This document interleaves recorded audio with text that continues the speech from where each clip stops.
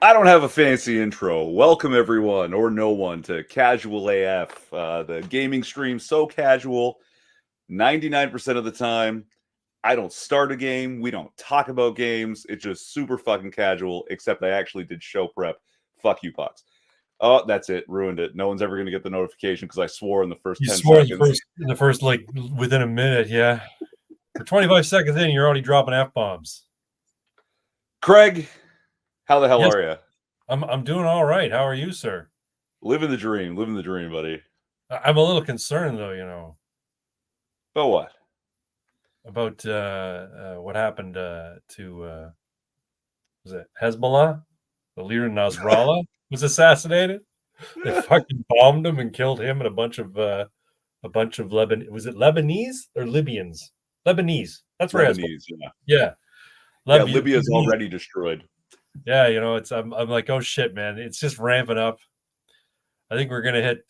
People are talking about a nuclear. Somebody who said something like some sort of pundit or some sort of analyst said, expect a nuclear action by one or more parties in October. Now, I don't know what that means. That could mean like a small scale tactical nuke, maybe a suitcase bomb with a nuke in it. Who knows? Sure, but if it happens this October, doesn't that tell you that it's actually like an American false flag Oh, op? more than likely. Yeah, okay. All I got to say is, it looks like I picked the wrong week to quit sniffing glue.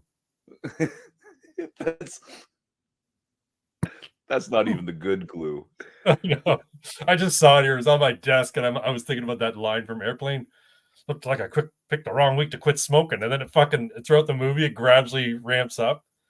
It looks like I picked the wrong week to quit sniffing glue. I think eventually looks like I picked the wrong week to quit taking uppers or something like that. I can't remember what it was. Oh, jeez. Hold on. Hey, we Something's going on. got Pog Socks. Never not be huffing glue. Homer's glue. Damn straight. Get the clear stuff. The clear stuff is like super potent. There's a couple that are no good. Good. No. I'm joking. We do not advocate. We do not advocating using epoxies or resins for anything other than their designated purpose. No, of course not. But when people do, there's one in a silver and yellow tube, thinner than it is. Oh, E9000. E9000. I think that's it. Yeah, that might be. It sort of looks like a chrome bumblebee. Oh, I might be thinking of something else then. Go suck down some galaxy gas. I don't know what galaxy gas is. Hey, can we get back to calling it whippets? Okay, because it's just whippets. Whippets. You know what? I don't know if this was ever anything that you were aware of. Pam was the big one when I was a kid. Oh, it's the same stuff as in. Yeah, like, it's the same accelerant that propels the fucking whatever the contents are. But yeah, it was just easier to get it out of the Cool Whip without getting a mouthful of Cool Whip, right? Right. Because of the nature of the nozzle, Pam, you actually have to breathe in the fucking the grease. No, here's what you do: you put the Pam in a paper towel, again, and then you suck the paper towel. And you still get high because there's enough of that accelerant on there and it hasn't evaporated yet. Fairly clever. Yeah. Whippets are going to be more detrimental to the basketball Americans than crack in the 80s. Well, at least it's not addictive. Yeah, but man, fuck, you can really knock yourself out with that, though. You can really fuck yourself up. You can get brain damage from it. So... air horn gas. You go deaf and you get brain damage. Yeah, but you could literally just suck on the air horn while it goes off inside your skull. Oh my god. Yeah. Anyway. Yeah, so those Jews, what are they doing, man? They're gonna fucking put us in war. We're all gonna be dead. I'm not going to make Fan Expo. I'm not going to be able to go to Ballahack this December because we'll all be dead. We'll all be glowing. No, we won't be dead. It'll be a false flag followed by like a boots on the ground invasion into a few different places. Yeah. I don't know. I don't know how badly Putin actually wants to pop off, right? Uh, Retards huffing duster gas. Yeah. oh yeah, fuck. Though that's fucking crazy. You should hear the noise that comes out of the guys after they're fucking exhaling it. It's so weird. These are legit retards doing it. No, like idiots. Oh, okay, You okay. I was talking about but like, a bunch of Down syndrome kids with fucking hair doing no, you know how if duster you breathe, gas.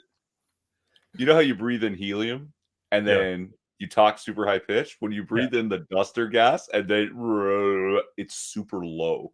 Oh, It okay. So lowers your voice. there's some like carbon dioxide in it or whatever, or some heavy. I'm not sure what's creating the effect, but it is terrifying. Yeah. It is just fucking terrifying. Like they See, sound like they're possessed.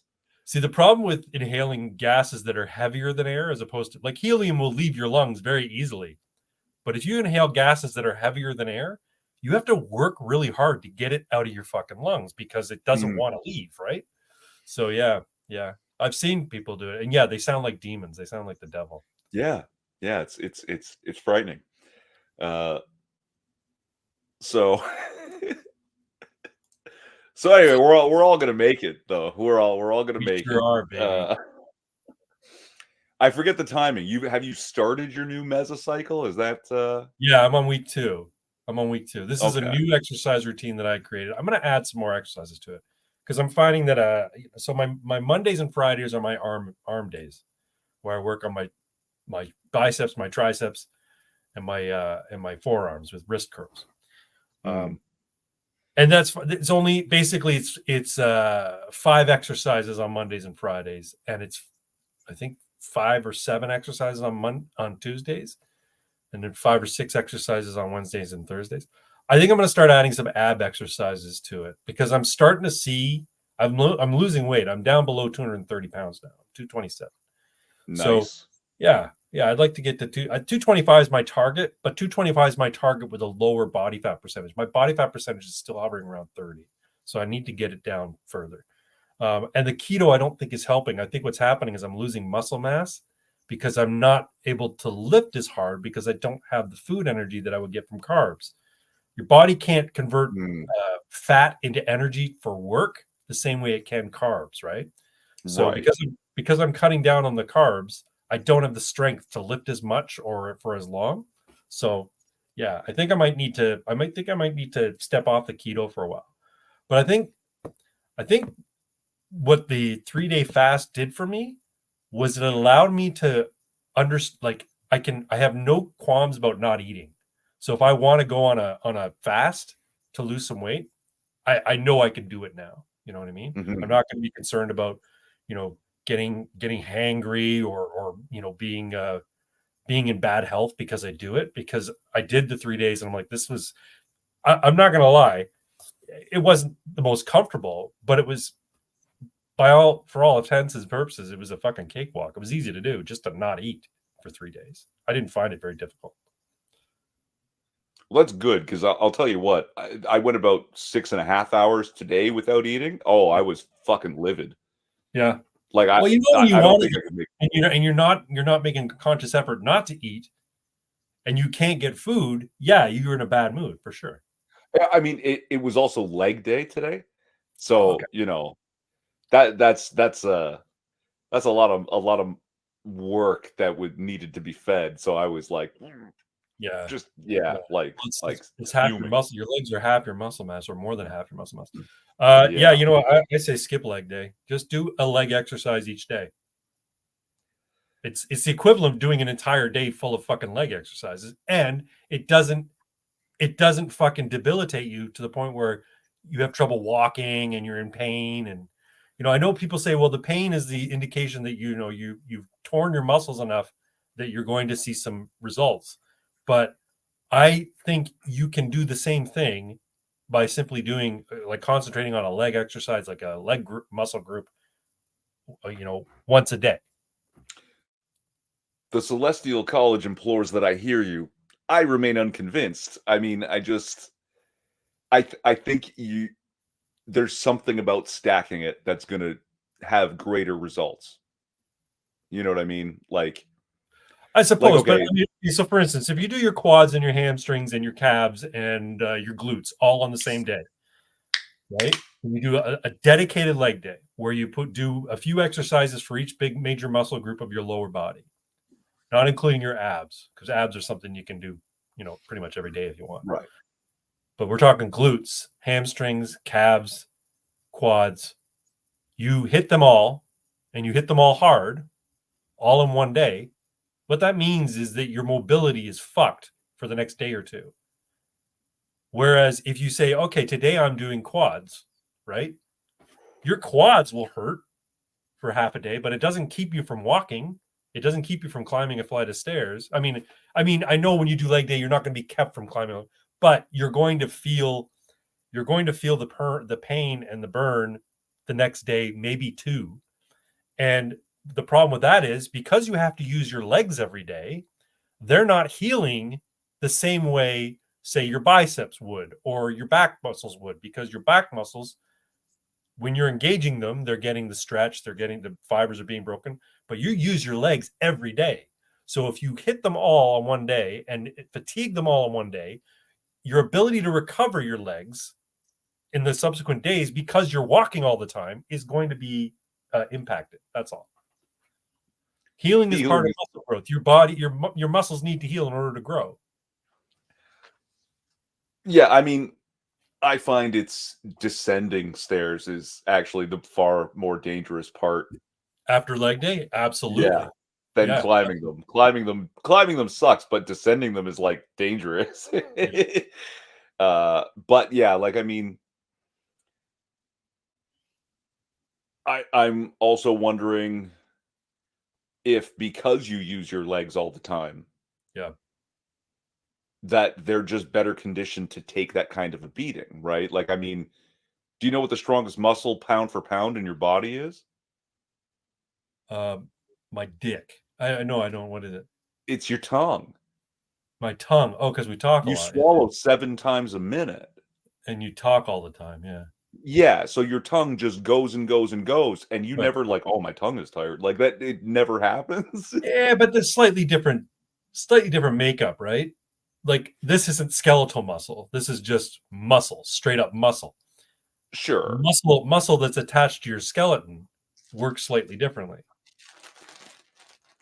I'm just thinking like, you Yeah, ever noticed how few calories you burn from running on the treadmill or running it like in general? yeah, that's why I don't do it. Well, It's it's a waste. because we're It's a in waste of time. No, it's not a waste of time. We're just super efficient at it, No, but right? Like I the mean, like energy burning. you have to run a long time to burn a lot of calories. Right. Yeah. But that also means you can do that to your legs. Yes. They can take it. Right. That's my point, Right. right? That we're so energy efficient at that yeah, it takes a lot to really like beat up your legs, right? Yeah. So Yeah. But I'm wondering if I guess what I'm saying is, if you beat up your quads on Tuesday, right, then you don't have to worry about climbing or going down a set of stairs when you have to go up or down the stairs to the gym to beat up your hamstrings on Wednesday. Versus if you do your quads, hamstrings, glutes on Tuesday, Wednesday, it's going to be a pain just to get up the stairs to go and work on your biceps. Hey, you know what? And some people are massive. They like the pain. Frankly, I'd rather. It's the same reason why it's just like, think of it this way: you're on Earth, okay? Spend a month on the moon where the gravity isn't as strong, and then come back down to Earth and just feel how heavy you are. You're yeah. going to be like, "Fuck, this is hard." So while your body might be used to walking all the time at Earth's gravity, if you take that away, it's that much more difficult. And I equate that to piling on a pile of weight on your like just walking with a fucking golf bag on your shoulders all day. Do that all day, and then see how your legs feel the next day, right? Versus concentrating or doing isolation exercises on one muscle group. I don't know. Just my thought. I'm not a scientist. I still qualify as a noob when it comes to working out. I just find what works for me and what I like to do or what I prefer to do. At the end of the day, I'm going into the gym and I'm working my muscles as opposed to sitting at home and watching House or what did I And that's watch? the important thing. Yeah, yeah, exactly. I watched today. You know what I watched today? I watched a movie with Alexander Skarsgård called Northman. Have you seen it? Oh fuck yeah! That's a great movie, eh? It's yeah. It's really good. Anyway, It's really dark. Yeah, I enjoyed that one. do stairs Yeah, backwards if do your legs stairs are wonky. backwards. Yeah, that might work. Healing is for Yeah, pussy. something about that motion seems to take strain off. Going down the stairs? Go down the stairs backwards? I think going up the stairs backwards is dangerous. Stairs were designed for us to go up them forwards. Hmm. I think if you try going down up the stairs backwards, you're gonna fall. You're gonna fucking trip and fall. Interesting. Well, I mean, use the handrail up or down. Use the handrail, obviously, right? But and take your time. Maybe I'll try that next leg day. Hey, just fucking climb stairs. You ever notice how when you're walking up if you're walking up a bit of an incline on it, like you're in Etobicoke where most of the streets are flat, but if there was a hill and you had to walk up the hill, you feel it in your glutes, even though it's just a minor, like 10-degree incline. Walking up the Why do you stairs think all those Brazilian girls have such wild asses? because it's a very All the hilly. favelas built on the hills. Yeah. Yeah, it's a very hilly country. Yeah. Ugh. Hey, Yeah. I'm surprisingly well lit today. Eh? You see that? I got myself a ring light at the dollar store, so I'm actually lit pretty well today. Looking good. Thanks, brother. Constant Yeah, stairs I really. fuck your knees. Mine sound like firecrackers now. Yeah, I believe it. Yeah. Stretching's important. I realized something. Collagen. If you have problems with your connective tissues, collagen. Oh helps. yeah. I have collagen with my workout shakes, with my protein shakes. Yeah, I should look into it. Basic stuff seems to help me immensely. Maybe collagen will help too. Yeah, you said you're taking real getting real benefit from creatine. See, I don't know if I do, but I take 10 milligrams a day of creatine, and it doesn't. I don't know if it helps at all. I really can't tell. I mean, I don't feel stronger. How about that? I don't feel stronger, and I don't feel like I've got a bigger pump because of it. I noticed immediately. Like again, I think maybe because we do like our work sets are a little different. Mm-hmm. Like when I do an exercise, I do 5 sets. Okay. Like it's like if I don't do 5 sets, I don't know why I'm doing it. How many reps per set? How many reps per set? So descending reps with ascending weight. So like basically I do pyramid type of thing. Okay. Yeah, so it's like 2 warm-up sets of 15 and 12 with the weight going up a bit. Yeah. And then I guess you would call them working sets where they're starting to get really hard now. So I'm aiming for 10, aiming for 8, aiming for 8. Gotcha. But what happened was I'm in that, what do they call it, loading phase for creatine, where you're supposed to take about 4 times the dose that you would take on a regular. You don't really need to. You just if you take the regular dose, you'll get to creatine saturation in about a week. You don't really need to load. But I did the load, right? Because it's not expensive, and I've got 6 months supply remaining still for my $45-50, whatever it cost. Yeah. And the very first day that I had done this, all those mid-range sets were 12 suddenly. Oh, okay. So you were could do 12 reps, right? And then my heaviest one, I was doing a 10th and then failing at 11 and 12. I was like, what the fuck is this? Yeah. And that has not stopped, even though I'm out of the loading phase and just taking a regular, and I'm increasing weight in certain areas just to keep my reps down, because I don't want to be doing 20 reps per set or whatever, right? So Yeah, it's definitely like it was noticeable day one, and every workout, it was like, holy shit, why haven't I been doing this the whole time? And apparently, once you get into your mid-30s, guys should be taking creatine anyway. Yeah, Workout or don't, you should be taking creatine. yeah, because you're probably not Uh, getting enough of it because you get creatine from meat, right?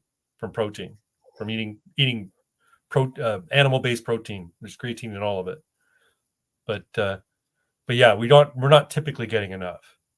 yeah, and this like it definitely, like I notice a difference immediately. I continue to notice a difference. So like I mean, I've been trying to cut, so to speak, Hmm.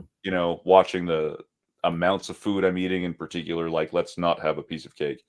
Um and then suddenly after the week of creatine, I actually gained a little bit of weight, Yeah, but my which is probably waist from is, water. It's probably from yeah, water. because it helps you retain water in the muscles, which helps with the recovery and all that. But my waist is still smaller, so okay, I'll, Yeah, I'll, I'll accept it. that's the thing with me, right? I realize I'm losing weight because, well, one, I weighed myself and I know I'm down 3 pounds from the last time I weighed myself. Um, and I had to tighten my belt again today. So Nice. yeah, that's not bad. It's not bad. But I also realized I had gotten to this habit of trying to condense my workouts to streamline them for, time constraints, right? Like I only have so much time in a day. The gym's fucking busy as shit. Yeah, Get in somewhere, crush, get out, right? yeah, Um, but my schedule is such now that at least 2 days a week, I have way more time if I want it. that's all So right.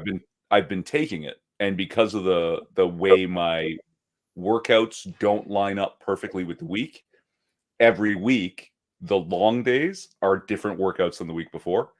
So I'm having regular days one week, long days, and I'm fucking crushing them on Yeah. those long days, like where basically in the gym for about an hour and a half.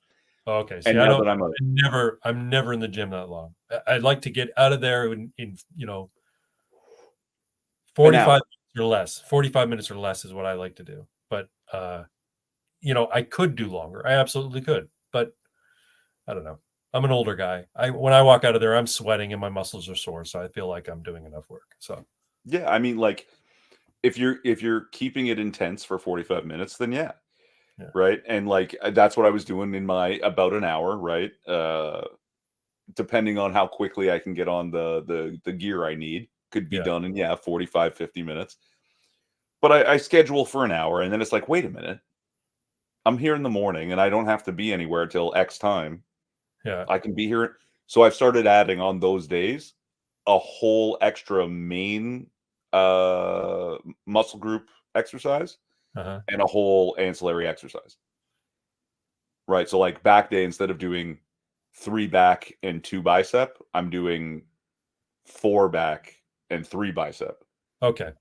Right. And And how many I think sets of each exercise?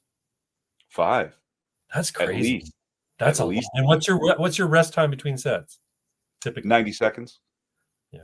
See, I'm resting. I'm doing 2 to 3 sets per exercise. Resting 2 minutes between sets, and I'm going to failure, even though the RP hypertrophy app says, at the start, go three reps from failure, 3 reps in reserve, and I'm like, I'll do as much as I can. And then the next week, it's going to say, now you're going to be doing it's calculated what 2 reps in reserve is, so you're doing at least one more rep. And I try and do it. So basically, I'm not really following the reps in reserve thing. I'm doing as much as I can. So I'm doing it to failure. So I guess that means I'm lifting heavier as opposed to lighter, but I'm only doing 2 or 3 sets of any given exercise. See, so I'm the first one to question the science, right? Because of their small sample sizes, right? Yeah, Difficulty normalizing for other factors. right. But there was something I was reading about the number of sets you're doing for a muscle group in a week Right. has to be at least 6, Okay. right? And that assumes that you're going to hit that muscle group again in less than 5 days. So what you're saying is I should come back to my chest. So if I do chest on Tuesday, let's say, I should come back to chest for at least a couple more sets on Thursday or Friday. If that's how you're mapping it out, right? Yeah. Like Yeah. the way mine works is, it's never longer than 5 days till I'm hitting that group again. And that's just by accident. I read this because I was just trying to be consistent. Like I scheduled for 6 days. That way, if something goes wrong, I'm still going to get 4 or 5 days in the week, right? Right. So, I might have to adjust this then. I might just throw the app out, quite frankly, and go holistic on it. For the longest time at Movati, that's what I was doing. I would come in and do it like a smorgasbord. What do I want to do today? And I wouldn't say I really like doing chest yesterday, so I'm going to do chest again. I wouldn't do that. Right. So I'd be like, okay, hit chest yesterday. I'm going to do a couple shoulder exercises, maybe a back exercise or two. And I should do something on the lower body. Maybe I'll do a glute kickback, or maybe I'll do some safety squats or something like that. Can a dick get shorter if a man is too slutty from use? Where? I don't know. Not shorter, but it will get thinner. Like vaginas will crush it down into like a skinny tube.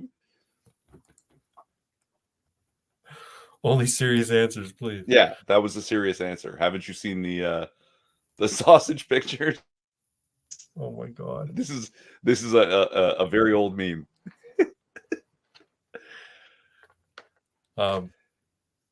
Yeah. But yeah, like, okay, so you're getting that stimulus growth apparently for about 48 hours after you've hit that muscle group with at least 6 sets, and those 6 sets have to be intense. Right? So if you do a warm-up set where you go, 12 reps, okay, I'm ready to go. Those don't count. That set doesn't count towards this. You're just warming them up. Yeah, you have to be hitting 6 sets to about failure, right? Got it.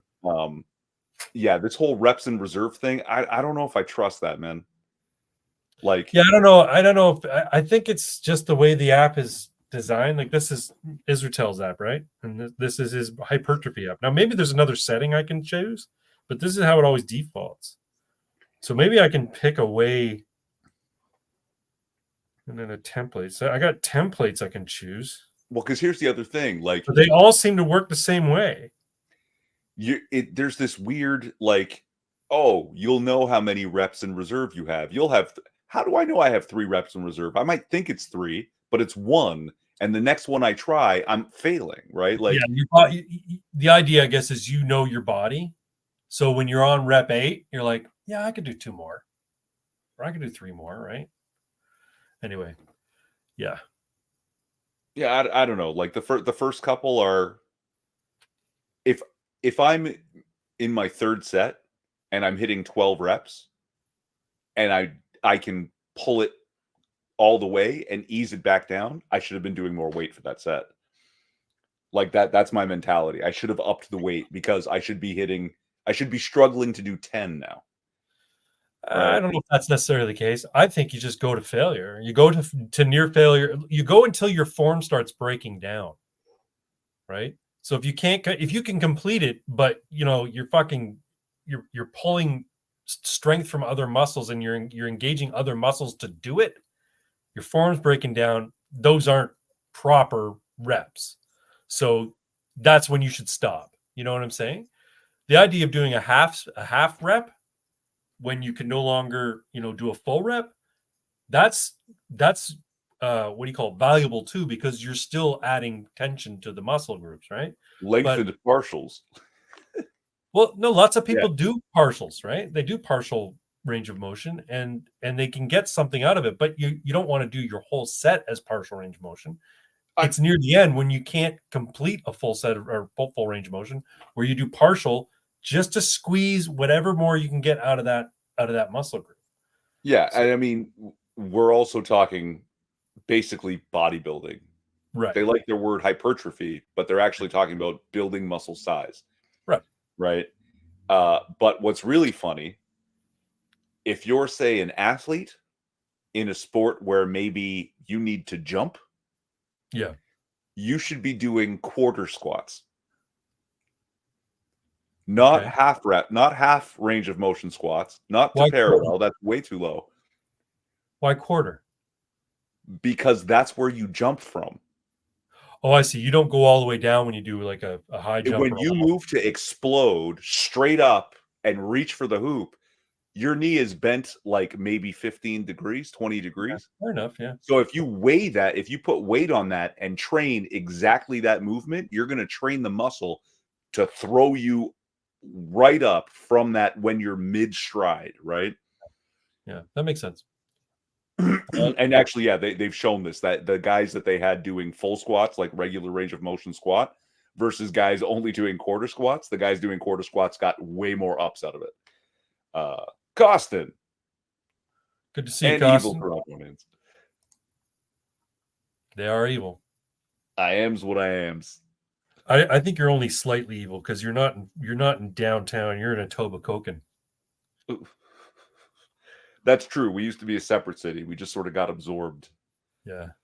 Yeah, we had our own mayor and everything. The GTA. Yeah. All right, enough of this gay banter about men's bodies. You got anything else you want to talk about? Always. Let's see. Where do we start? I don't know. Fuck the why you have the hate on for the Amish? I mean, I can understand. It's not me. No. No. I don't have this hate on. This is actually Canadian government policy. Oh, okay. We do have an Amish community in Canada. Yes, we do. Go to St. Jacob's Market and you'll see them. Yeah, and they're actually one of the faster growing populations in the country. Right. Yeah, I think second only to the First Nations people, the Indigenous people. Isn't that interesting? Now, funny story. During COVID, yeah, no Amish got sick. According to the Amish, no one got sick. Yeah. No one got jabbed. No one wore masks. No one got sick. Right. And well, still, they live a healthier lifestyle than most people. Sure. Yeah. Drinking whole milk and all that. Well, not only that, they fucking do physical labor. Yeah. You know, they don't pump themselves full of shit and chemicals. Everything they eat is from the fucking earth.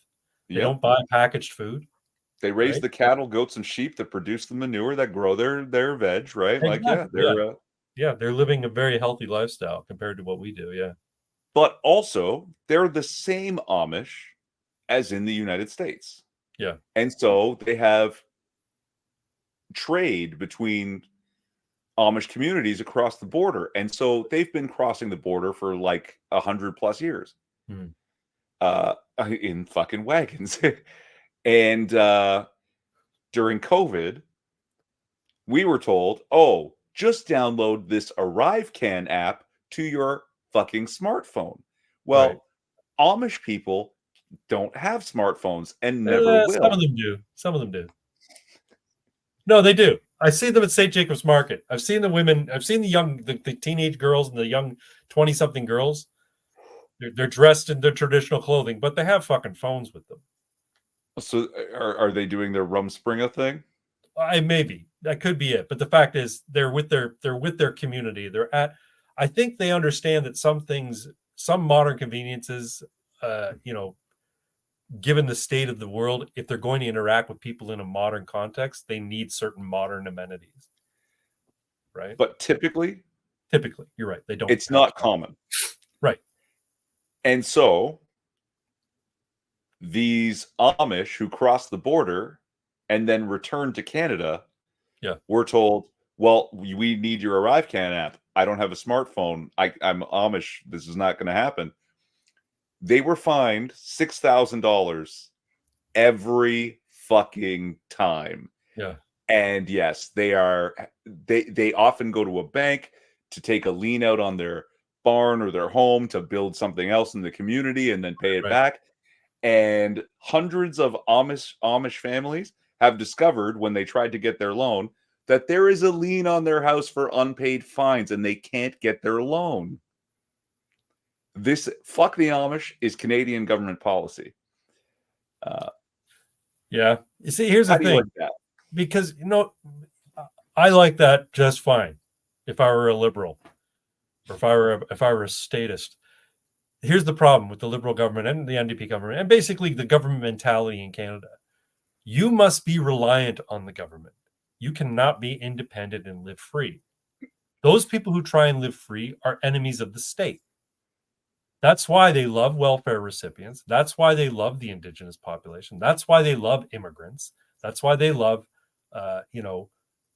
drug addicts. That's why they love the homeless, because those people keep the business of government in business, right? They're relying on government, then government has a purpose to exist. The Amish can get by fine without the government. As a matter of fact, they're living the libertarian fucking dream. If government could get out of their fucking way, they would, then they'd be happy. This is the thing. Like, I hope the Supreme Court comes down and says, "Look, no, this is unconstitutional. What you've done." First off, the whole arrive can thing and the whole jab mandates and mask mandates and all that stuff has already been deemed unconstitutional. So why the fuck are those fines should all be reversed. But we're never going to get a libertarian in government, so that's not going to happen. The only way that would happen is if you got what's his name, Bernier, in government. He'd be the guy to say, anybody who suffered under the previous administration or the liberal government, where they fined you or they took away your business or they garnished your wages or they froze your bank accounts, you have a case against the government for that. As a matter of fact, I would love it if Bernier got in and said, yeah, you know what? It's fucking open market. Sue the shit out of the government, and we're not even going to fight you. We'll just settle out of court. We'll say, oh yeah, we violated your rights. How's $10,000 sound? Yeah, we fined you $6,000. We're going to give you $10,000 because we're assholes. So here you go. Starve the government of money, bankrupt the fucking government, and let people get on with their lives. Not too shabby. Not too shabby. I like it. And if you want to fuck some people, fuck the fucking gypsies. The gypsies are the worst people on the planet. Fuck them. Fuck the Amish. They're good people. They're salt of the earth. Gypsies are vermin. Fuck them. Dirty fucking gypsies. And the Arrive Can app itself was a fucking scam. It was a scam. What was it, like $60 million? Yeah. And a number of coders were like, I could have done this for like $25,000 in a weekend. I don't know what these people are talking about. Exactly. Yeah. And it was the guys who got the money didn't even do the coding. All they did was farm it out to another fucking company. Yeah. Don't disparage vermin like that. But comparing them to gypsies, yeah, you're right. Not all vermin are created equal, though. Rats are cute, but fucking centipedes and fucking earwigs and shit, those are vermin. Lice, those are vermin. Let me see. Gypsies approach lice. How about that? They're about the same level of vermin as lice. Fucking parasites. Where the heck? Yes. I mean, Hitler was awful, right? Hitler was awful. But he was right about the gypsies.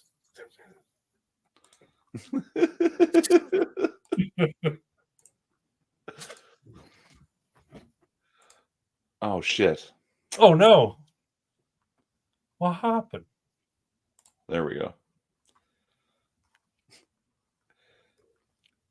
So anyone who's owned a ferret knows this is what we were just talking about, vermin, right? And they're ferrets aren't vermin. Ferrets are awesome. Yeah, but they're all rodentia. No, they're not rodents. They're Mustelidae. They're same. Yeah, but that's as weasels and raccoons. But they're all tightly related to rodents. I don't know, man. Yeah, I think Mustelidae are a distinct clade all to themselves. And I think, sure. Raccoons, weasels, otters, and ferrets, they're all part of the same sort of like mustelids. Yeah, Mustelidae, yeah. Mustelidae, I don't know. Anyway, yeah. But anyone who's owned a ferret, they felt like this. Whoa. Yeah. Well, you remember this. This is Jurassic Park with the Yeah. raptors. Jurassic World. Okay. Yeah. Yeah. Ferrets can get pretty fucking rangy, man. It's true. They're cute as a button. They're so cute. I like ferrets. So anyway. Yeah, so fucking poor Amish. Yeah, feel bad for them. Yeah, their lives aren't tough enough. Speaking of marginalized groups in Canada, you know what Monday is, right? Oh, is it something Indigenous Orange Shirt Day or something? The Truth and Reconciliation, or as I like to call it, let's feel bad for the people who don't pay any fucking taxes day. Free university. And no taxes. They don't pay fucking taxes. How can you say they're a marginalized group when they exist outside of the governing mandates of the federal government? They don't pay fucking taxes to the federal government, and they own every bit of land that they like outright. Like, okay, so in Canada, right, you own your house, right? You theoretically own the land it's on, but you pay taxes for living on that land. Indians don't. Native Americans, they're Native Canadians don't. Aboriginal Canadians, whatever you want to call them. No, yeah. They own the mineral rights, they own the tree rights, they own everything that they're living on. But we feel doesn't seem to help though. No, it doesn't. They're all fucking alcoholics and rape their daughters and shit. It's terrible. And they let their dogs roam free to get hit by BBs at airsoft fields. It's terrible. Yeah. Oh man, fuck. So let me tell you a terrible story. So I have a buddy who's been teaching on reserves for like 12 years. Yeah. And yeah, a couple of the places that he's lived, they don't do anything with the dogs. Like there's just wild dogs. Some people like take care of one or two of the dogs, but they don't actually like properly adopt them. So the dogs go out, socialize with other wild dogs, get pregnant, and more dogs. And the next thing you know, there's too many dogs and not enough food. And the dogs are starting to get aggressive and maybe they want to attack children. Yeah. So they have to have a call. Yeah. Everybody gets their guns and they go and they shoot as many dogs as they can. Right. I was playing. Rather than just like collect a couple and neuter and spay them, right? Spend the $600-$700 just to, nip it in the bud. Stop it. No. Just let them run wild. And then in like 4 or 5 years, we'll just call them again. Yeah, well, see, and that's the thing. Like, okay, so I've been to Oshwekin, which is a native reserve town area, and they have an airsoft field there called Warsoft Nation. And we were out there playing one time, and this little fucking husky pup is just wandering around, smiling, happy as can be, just wanting to get attention from the people playing, airsoft. And I'm like, this poor thing is going to get hit by a fucking BB. And I'm like, whose dog is this? Doesn't have a collar. And I noticed it's got a little bit of red on it. So it was all either in a fight with another dog over something, or somebody shot it with a BB or something like that. I'm like, fuck, this dog should go somewhere. Like, I'm like, I kind of want to take it home. You know what I mean? I was going to say, I probably should have taken it home. But in any event, yeah. And this is the same thing that happens in the Caribbean, right? So the Caribbeans, people get dogs. They have dogs in their home to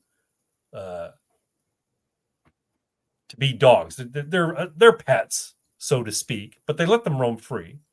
They get pregnant, and then they'll keep the male dogs because the male dogs can't get pregnant. But any of the female dogs, they just fucking chuck them by the side of the road. They don't want to deal with more puppies, so they just abandon the female puppies. That's why when you adopt from the rescue in St. Lucia Help Paws, like the vast majority of them are female dogs. The vast majority are bitches because that's what gets abandoned. And they have a real bad street dog problem there, and people abuse the fucking dog. Like Trinity has clearly suffered. Our youngest pup has clearly suffered at the hands of strangers living on the street because she's very, very nervous of other people. Yeah, she did not like me in your house.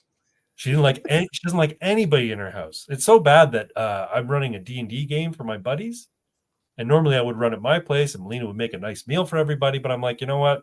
I don't want to have to deal with this dog barking and growling at everybody all fucking day.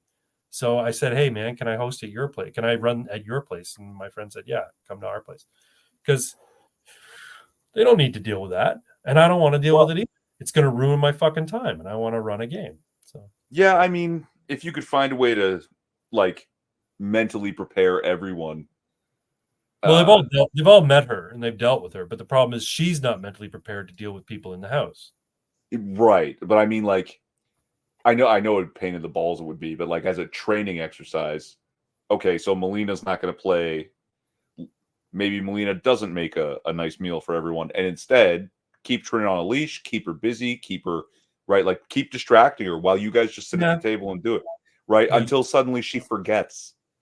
Yeah, and suddenly I mean 3.5 hours later. Like it's going to take a long fucking time. She will eventually probably have to do it 5-6 times. Yeah, that's it. She'll eventually get used to the people in the room. But you know what? And also, like, I've got an idea. Sorry, I think about this kind of stuff.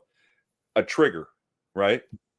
People come in, pull Trin aside. She's freaking out, and give her her favorite snack. Yeah. Right, something big like a pig ear that's going to take her a while to get into it, and then over 4 or 5 times that people are coming in the door, you do that, it's going to click. People come in the door, oh, I'm getting a fucking pig ear. There you go. It becomes associated with a good thing, right? Yeah, yeah. There's that, but you know what? The thing is, I don't want to put one. I don't want to have put everyone through it. I know, yeah. Like you got to get everybody on board. Yeah, it's hard. I know it's hard. Just that's where my mind goes because. Yeah. Besides, it's nice to get out of the house. You know the meme about the cat distribution system? The what, right? Sorry? That the cat distribution system? No. People don't go out and get a cat. A cat shows up on their doorstep and now you have a cat. That's just how people get cats. There's a cat distribution system. Right. The dog distribution system is far more rare. Yeah. And you missed it, man. I hope somebody picked up that dog because there it was, the dog distribution system in action. You know what? Here's the thing: if I go back to Oshwekin to play airsoft at some point, I probably will. As the cooler weather comes, it's not a bad field. It's kind of narrow, but it's deep. So it's a big field, but it's like a line almost, right? And they've got structures on it, so it's not a bad field. Yeah. But if I go there again and I see another pup, I might just put it in my car. If I don't see a collar on, I might just put it in my car. Take it with me, take it to the vet, and say, hey, check this dog out, make sure it's healthy, that kind of stuff, deworm it, whatever. And then, deal with the fallout of a third dog in the house.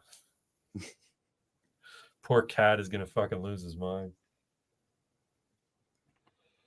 I'm running a D&D game next week, by the way, for some friends in Guelph. You know that feminist friend I tell you about? Oh no. I've played D&D with her for a long time. Like we haven't played in a while, but it's an old, like we've played D&D for like ages ago. So she's all right when we're playing D&D. But yeah, because she's just there to play the game and have fun, right? But I'm playing with her husband, and her nephew, or his nephew, I guess.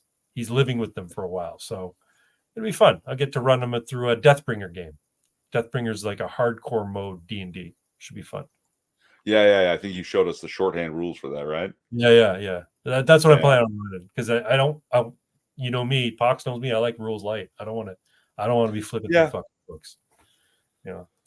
Again, you don't have to. Okay, so here we go. I've got any other workplace. I saw this great fucking meme. I don't know if you're smirking like you already know what I'm talking about. Well, you might have mentioned it before in the green room, but I don't know. Oh, no. It wasn't my workplace. Okay, so here we go. We have an employee that we hired 3.5 years ago. She was given tasks but completed none of them. She just had a performance review and failed it, so she backstabbed her elderly supervisor. Now she's demanding a promotion in November, but refuses to interview for the new position. She promises that if she gets the promotion, she will do all of the tasks she didn't do before, but she won't do them now in order to force us to give her the promotion. What should we do? Sincerely, the USA. So true. Any other fucking workplace. You know what I mean? Like, It's true. what an Absolutely. animal. Yeah. You almost gotta applaud her fucking gall. Like, Yeah. it's Well, terrible. that's the thing, though. It's a fucking pageant down there, right? It's all fucking kabuki theater. No, but everybody knows she's not fit for the fucking office. Everybody knows. Even the people who are supporting her know. It's just they're so fucking hungry for the power, and they're so damned that they're going to let an outsider be president again because he won on a fluke. They're going to be damned to let somebody who isn't part of the machine become president again. That they'll support her no matter what. She could literally fucking eat a baby on live television, and she'd still be supported by the Democrats. Yeah. And the other thing, they'll fucking cheat to get her to win. They'll cheat to get a baby eater back in the office because she's their fucking baby eater. Let the vet know the dog's astray so they can scan for the chip, Craig. I strongly disagree. If somebody chips their dog and then lets their puppy roam free through the fucking battlefield of airsoft, they don't care about that dog. Don't say a word. Keep it. Just keep it. Better off with you. Well, I don't know what their requirement are. Like, if I take it to my vet, right, and they probably have protocols to scan for chips anyway. Say, hey, I found this dog. And they say, well, do you know if it's chipped? I really don't know. It was on an airsoft field. I was worried it was going to get hit. So I brought it into my car and took it home with me. I figured I'll get it. It's at an Indian reserve, and I know how they treat dogs there. They don't really care for them a lot of the time. So I thought, Indian reserve, there's no chip. Probably not. Yeah. So then I would just, I would get it. They'd probably go, well, we're going to check it anyway. And they say, yeah, there's no chip on it. I'm like, okay, my dog now. You know? Possession is 9/10 of the law. I put it in my car, therefore it's my fucking dog. For Dems, it's all about power. Absolutely, because they're fucking communists. That's why. She's full-on commie, eh? You can tell she's a full-on commie. Walz is too. They're clearly statists. Like, they fucking love the state. Oh, yeah. Well, you heard that thing about her stance on guns there in California. Oh, yeah. How just because you're a law-abiding gun owner in your locked home doesn't mean we won't enter your home to make sure you're being responsible. Yes, storing it safely and what? Yeah. No, you're not. Go fuck yourself. Well, that's why these red flag laws are like so. And I think the Supreme Court's already ruled that the red flag laws are unconstitutional. Somebody just, extrajudiciously saying this guy's a threat. You have no evidence of it, but I'm telling you he is. Oh, really? We're going to arrest his guns. We're not going to arrest him. We're just going to take his guns away. Yeah, that's thoroughly unconstitutional. Complete bullshit. I've got another fun meme. Trump holding far fewer rallies than in past runs because you keep fucking shooting him. It's true. Well, did you hear that he wanted to hold a rally and they said, no, you can't. We don't have the manpower. They told him he couldn't have a rally in, what was it, Wisconsin? I think it was Wisconsin, because Wisconsin's kind of a battleground for him. He needs to win it, essentially. Yeah. And no, sorry, we don't have this manpower to do it. I think what Trump should do is say, I'm going to use the same fucking bodyguards that I used my entire life as a mogul. I'm going to hire private security that I trust, and I'm going to have them be my fucking Secret Service. Fuck the Secret Service. I'm firing you. I don't think he can. That's the problem. I don't think he has the power to fire the Secret Service. But you know what? Like, the problem with that is eventually you're going to have what'll happen is it'll be like a fucking feudal conflict between the Secret Service and his private security, and the guns will be drawn on both parties. They'll start shooting at each other, and Trump will get caught in the crossfire. I think if they're going to kill him, they're going to try and poison him. But he's like Rasputin. He can't fucking die. You can't kill the monomyth, folks. The universe won't allow it. Bulletproof spray tan, baby. Bulletproof spray tan. That's right. Bulletproof spray tan. Oh, He's the fucking monomyth. He's not dying anytime soon. And if he does, I'll be really, really sad. he's gonna win, you know. Oh yeah, absolutely, he's gonna win. They wouldn't be trying to kill him if he wasn't gonna win. This is the problem. He is gonna win, right? And it's gonna be too big to rig, as he likes to say. But they're not gonna let him take power. Like, what's his name? Raskin, that fucking Democrat rat-faced jerk. He said, "Yeah, we're gonna have to do something to keep him from actually being sworn in."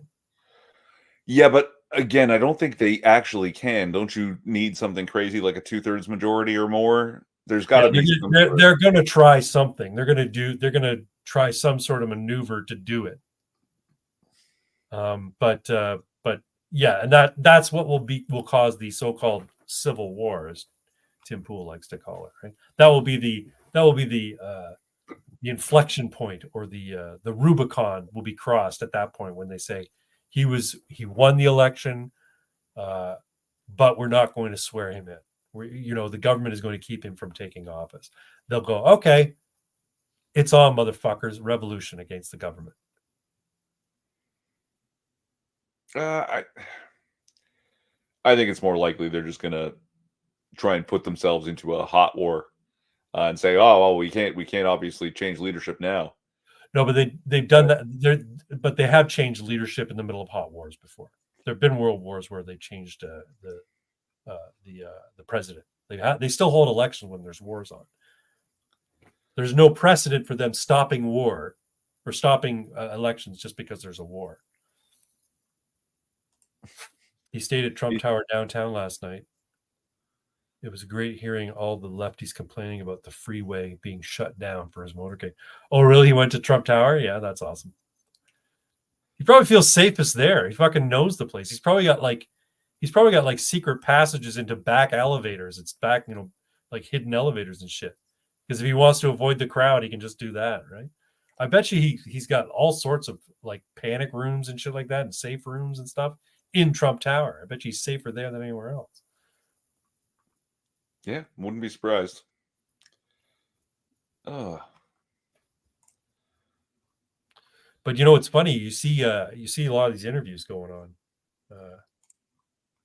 with people in the street, and when they ask New Yorkers that aren't, upwardly mobile Jews who they're supporting, and they're all supporting Trump.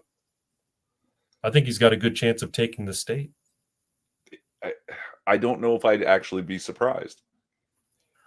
I wouldn't say, I'm not going to say it's in play, but I have a feeling they may get complacent about New York, saying, it's a safe blue state. It's safe blue, because of New York City being so densely populated and leaning Democrat. I have a feeling they're going to lose a lot of the boroughs of New York to Trump. And they're going to realize, holy fuck. Yeah, okay, we got, between Fifth Avenue and whatever in Manhattan proper, but Brooklyn, the Bronx, fucking Harlem, they all went Trump. And then they're going to realize, holy shit. And he got all of the fucking out-of-towners as well. He just might. Yeah, it could happen. I don't know. I'm not that deep into politics. I get a feeling about certain things. And I see a lot of people on the man on the street interviews, and I know they're edited to present a specific point of view, but I think most people see it that she's full of shit and things were good under him. And, there's a reason why they called him a liar from the get-go. It's because he's the most fucking truthful person who's ever, run for that office. Right? He can't be known for telling the truth. So they called him a liar at every fucking turn. So every time he spoke braggadociously about his, his fortune, or about his, crowd sizes and stuff like that, they had to fact check him. You notice how fact checking never existed until Donald Trump became president? Yeah. Well, neither did fake news till Hillary Clinton said it. All right, it just backfired on them Yeah, dramatically. he turned it around on them. He called them fake news. Yeah, and then anyway, Yeah, man's a champ. he is. He's the fucking monomyth, folks. Oh, He's the agent of the logos, music and Moloch. have you noticed how many celebrities are just deleting their entire social medias lately? Like who? Pink, Megan Fox. Oh, I can't remember now off the top of my head. I should have made a list. Why were they the associations with P. Diddy? Yeah. Yeah, the P. Diddy parties. Yep. You know, turns out the guy who was shot 9 times, including twice in the face, is one of the most moral actors in all of fucking music entertainment. 50 Cent was like, don't go to Diddy parties. Are you out of your fucking mind? Really? I didn't know that. Yeah. All right. And like now all the jokes I've made about Justin Bieber, I feel real terrible. Real Yeah, terrible. he was clearly groomed by P. Diddy. And like, God, some of the stuff that openly in public, you know what I mean? Dudes and women just fucking molesting him on camera. Like, it's terrible. Oh, what's his name? Pox just shared something on X. You mind if I share it? Well, let's see. Yeah. Hold on.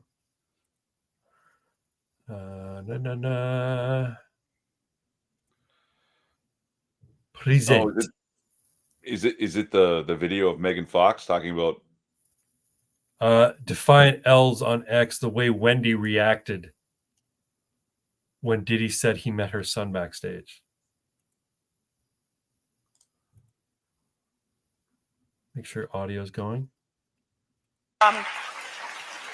As the mother of a now 16-year-old. Mm-hmm.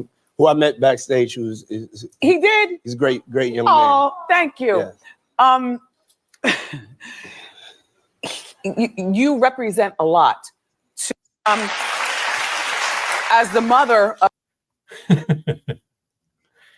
Did she seem uncomfortable there? I don't know. a little bit. A little bit. I met him backstage. Yeah, he's a great young man. She's like, oh my God. He made my son blow him. Fear in that face. Oh my God, my son's gay now. Stuttered and shit. Hey, says Costin. What's going on, Costin? Yeah, there was a video of Megan Fox in some kind of interview, basically where she was like totally open about drinking blood, not like, on a regular, but just for like ritualistic purposes. Yeah. Lady Gaga is like, she's completely inculcated in that too. Eh? She's like completely insinuated. She's become part of that whole thing too. She rose to prominence almost out of nowhere. She's not particularly attractive. She's an okay singer. Talented. She's an okay singer. She's not a fantastic singer, right? And all of a sudden she's a star overnight. And then it turns out, oh yeah, she's been with that fucking what do you call it? That blood ritual performance artist. Spirit cooking. She's been into that for ages. Marina Abramovich? Abramovich, that's right. Yeah. There were some tweets that were wild PDF shit from Megan Fox, I think. Her and some dude. Oh, no shit, eh? Yeah. Yeah, I'm not surprised. Yeah, and then, she's mutilated all 3 of her children. Oh, really? They're all trans? Yeah. Literally, all 3 of her sons are girls. Ridiculous. Statistically impossible. Yeah, no, it's a cult. They're all in a fucking cult. Yep, the left is of Satan. Hollywood is of Satan. So has Diddy Epsteined yet, or has he been Epsteined, or? No, as far as I know, not yet. That's weird. That's real weird. I have a feeling. I watched Viva Fry talking about how it's unconstitutional not to give Diddy bail. He disappeared before his appearance and then came back and turned himself in, so therefore he's not a flight risk. Man disappeared to collect and hide evidence so that he doesn't get Yeah, Epstein. he disappeared. Right. So if he was smart, he would have gone to a country where he couldn't be extradited from. A good friend of mine lived with Lady Gaga for 9 months working on the art pop album. He's got some stories, brother. Oh, if you have any, secondhand, we'd love to hear them. I'm a fan of hearsay. Let's fucking listen to it. We love hearsay, especially when it comes to Moloch. Fucking Moloch, yeah, and Baphomet. That's the other one, too, right? Baal and Baphomet and Moloch. Yeah, and Beelzebub, right? Beelzebub, Lord of the Flies. Moloch and Baal, Baphomet, Beelzebub, yeah. The big four. The big four Bs. Yeah, that's what we call them here in Warhammer. They're called Tzeentch, Khorne, Slaanesh, Khorne, and Nurgle. Yeah. Yeah. Yeah. I told you. It's all real. We're all connected by the warp. Hey, you know what? The universe is a narrative. The truth is the product of the logos and the falsehood and the debauchery and the corruption is the work of the pseudos. And people fall for the pseudos because it sounds cool.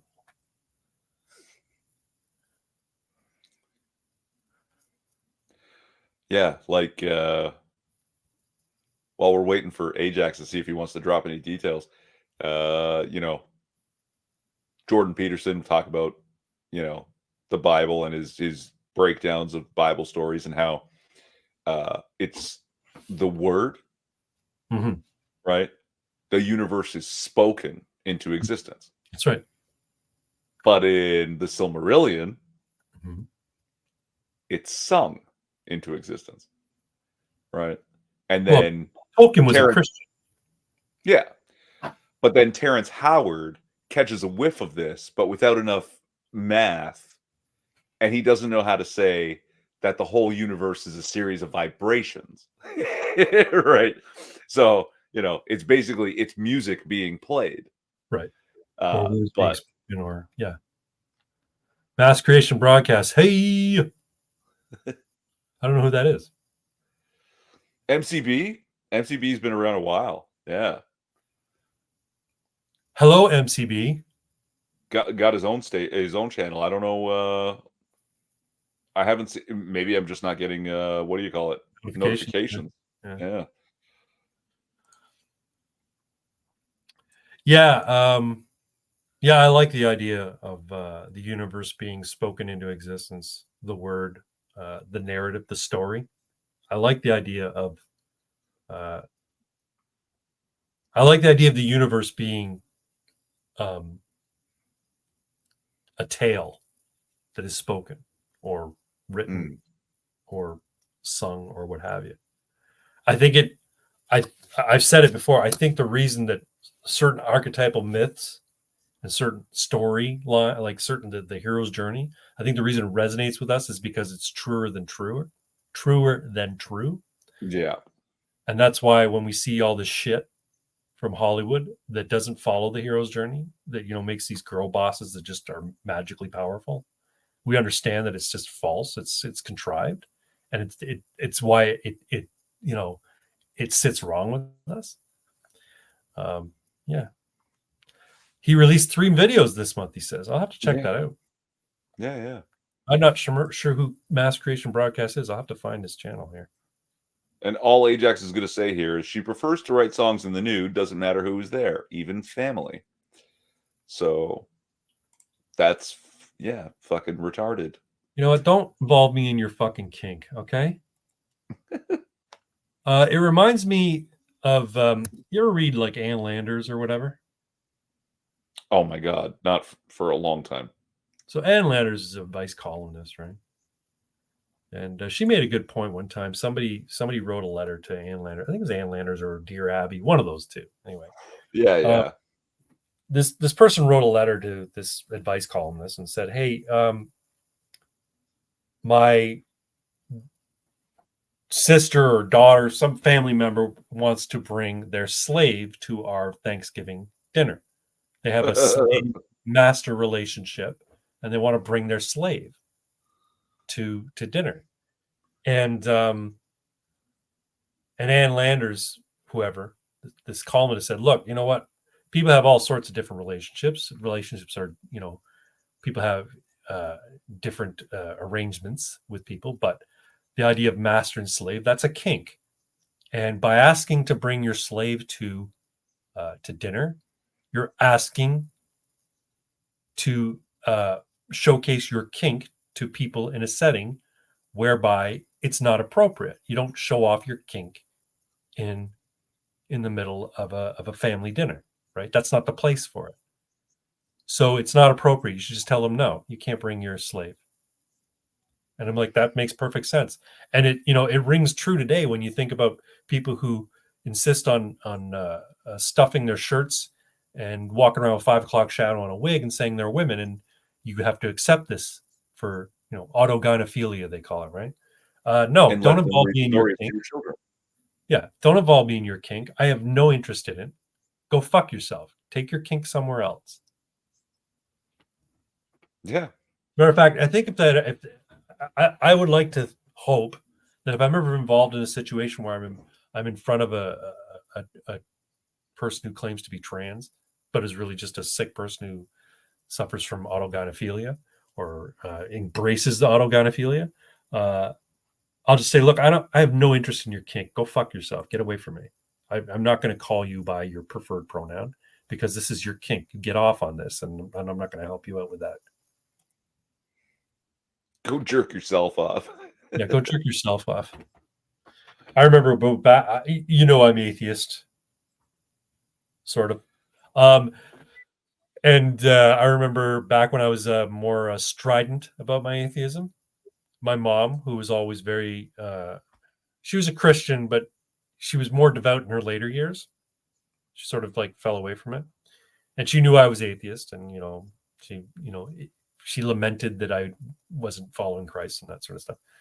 But she was also one of these Christians who, like her sister, kind of wore it on her sleeve, like as a badge of honor. It was almost like a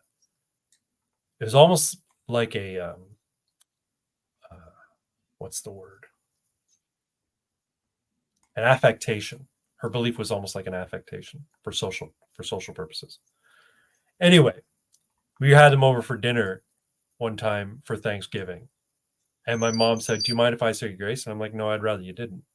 I made a point of it. I'd rather you didn't. Like if you want to quietly pray to yourself, like lower your head, pray to yourself, that's fine. But I'd rather, don't masturbate at my fucking dinner table." I didn't say it like that, but that was what was going on in my head. I know. Terrible, terrible thoughts. I regret thinking that way.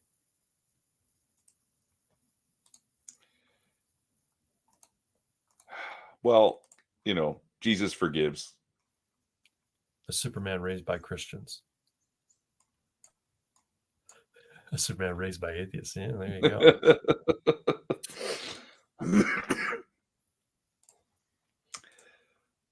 Funny that was just there in the folder.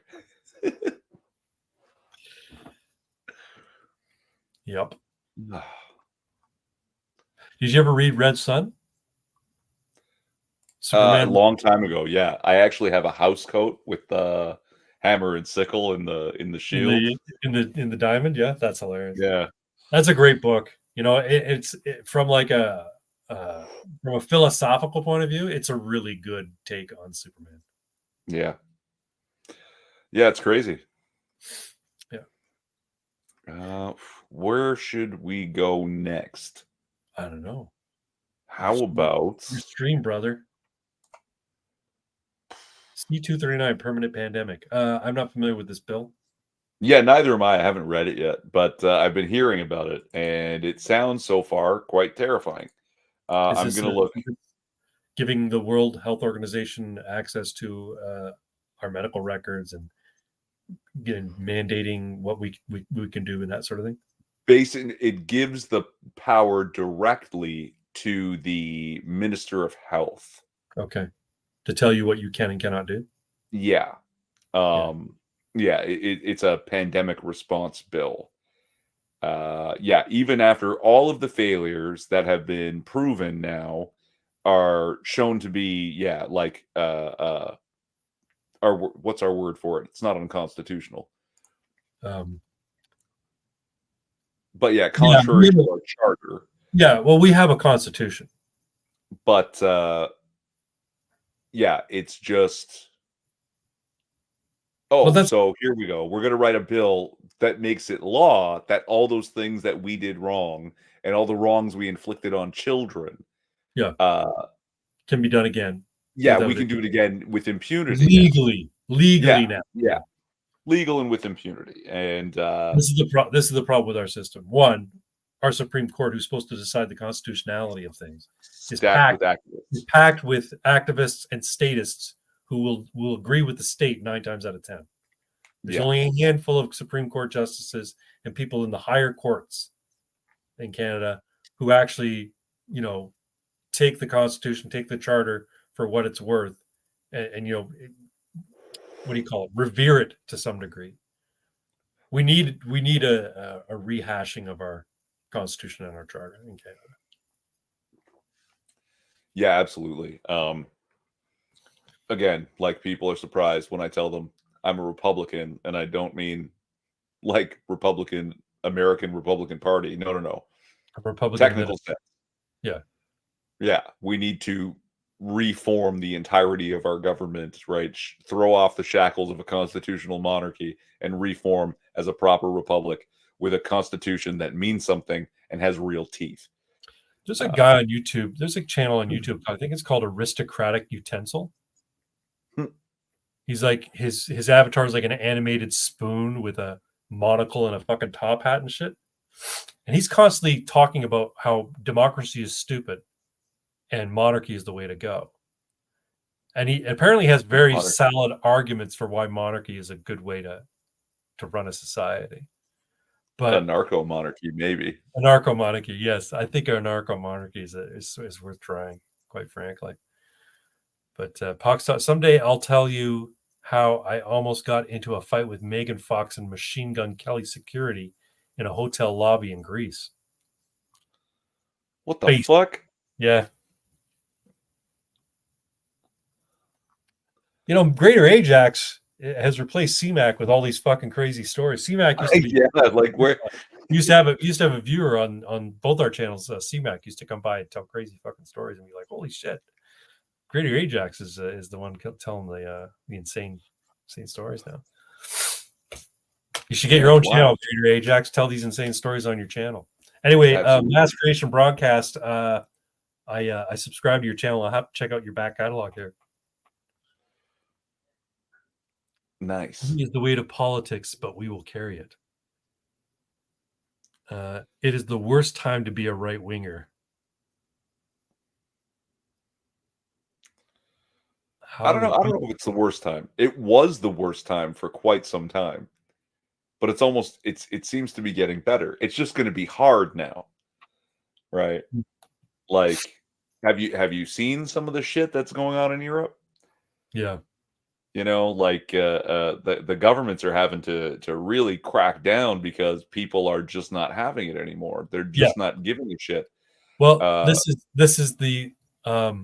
this is why I keep coming back to my point of view. Tyranny is not a stable system by which to run a society. They don't last. I mean, they'll last for a while, but they don't last indefinitely. Right. So you can say, well, the Soviet Union lasted for however many, decades or centuries or whatever. It wasn't centuries, decades. No. Decades. Many decades. But it won't last for centuries because the people ultimately yearn to be free. And why?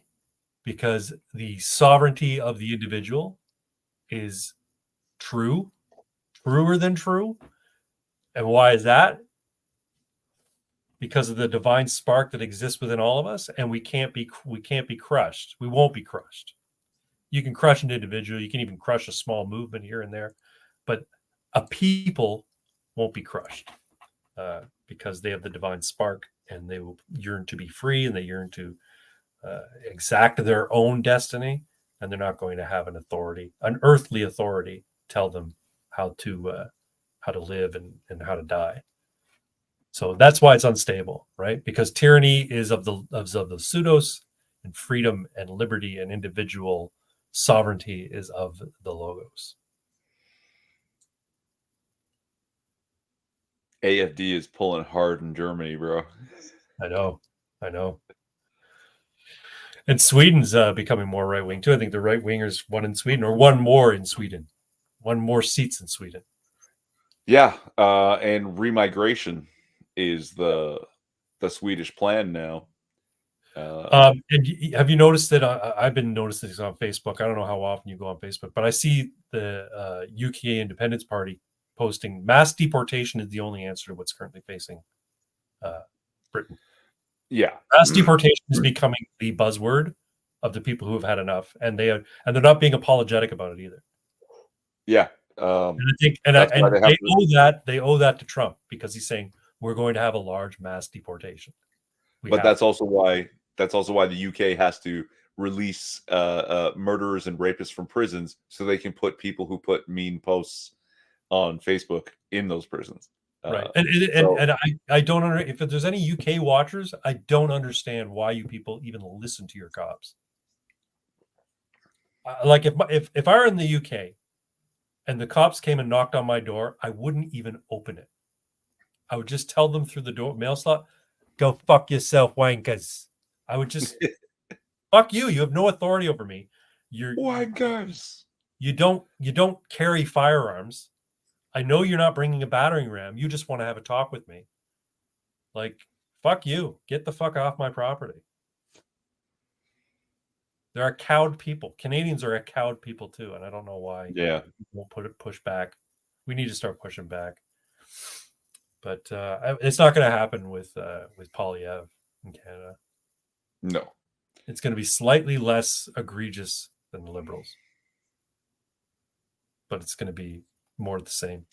The same egregious, but slower. Yeah, there you go. Yeah, it's going to be they're going to put a little butter on your little fucking butthole before they rape you, as opposed to just raw dogging it. Oh, gross. All this anti-Semitism is a shame. Speaking of, have you noticed my tag there? Carbohost denier, as in carbon dioxide? No. Well, yeah, technically. Yeah. Well, what is it? What is that referring to? Well, what have you? How many of you drink the carbonated Jew? You can personalize. I don't drink Coca-Cola if I can avoid it. No, yeah, I'm not a fan of Coca-Cola either, but you can personalize your cans online. You can go and punch something in. Allah loves you. You can put on your Coca-Cola. Where do I go? Where do I go to personalize this? I don't know. I'm not sure. But here you go. Customize your cans with a name or phrase of your choice. Jesus loves you. Looks like the name you requested is not approved. Please note phrases may not be approved if they are trademarked, political in nature, names of countries, celebrities, or religious figure names. Oh, gee. Allah's okay. Allah loves you is fine. But Jesus loves you. No. You can't say that. That's anti-Semitism. That's an anti-Semitic dog whistle. Let me see here. Me, I switched to President's Choice. I drink Zevia. Zevia? I like it. That's a cola? Yeah, it's made with stevia. 0 carbs. Interesting. Yeah. Coca-Cola, 0 sugar. Enter any name or phrase up to 18 characters.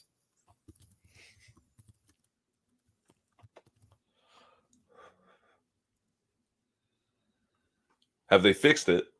Has there been an outrage?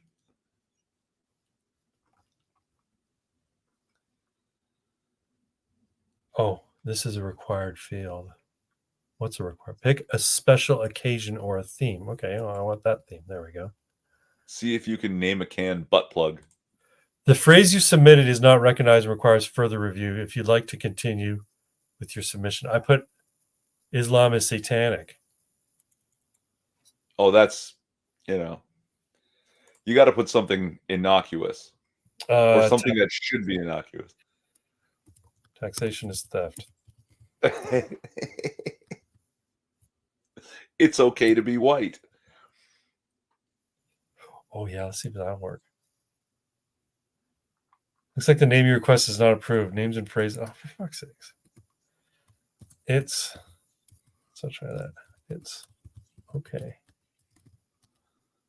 to be white. Oh, is there a limit? Shouldn't be a limit. Yeah. Did it say 18 characters or something? Yeah, I guess so. Let's try white power. Queers for Palestine? Would not allow white power. Queers for Palestine. I think that's too long. How about free Palestine then? Free Palestine. Nope.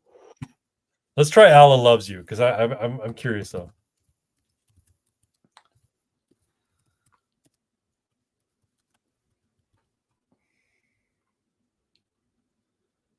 Nope, won't allow that either. Oh. How about Muhammad?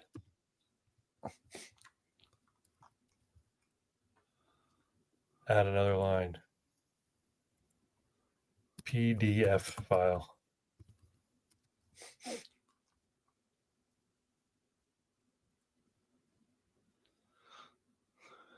Won't allow that either. Why can't I put Muhammad? What if it's my name? It's like the most popular fucking name in the world.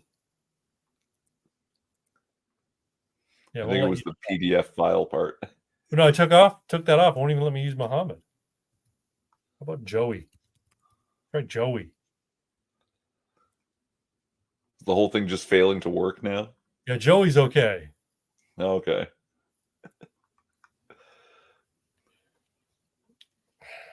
Free Palestine's a no-go? No, Free Palestine's no good. Free. Let's try. Alex Jones.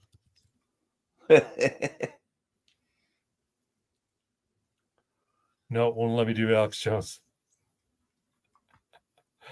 Fuck you, you fucking Bulletproof spray tan. Oh, let's try that. Bulletproof.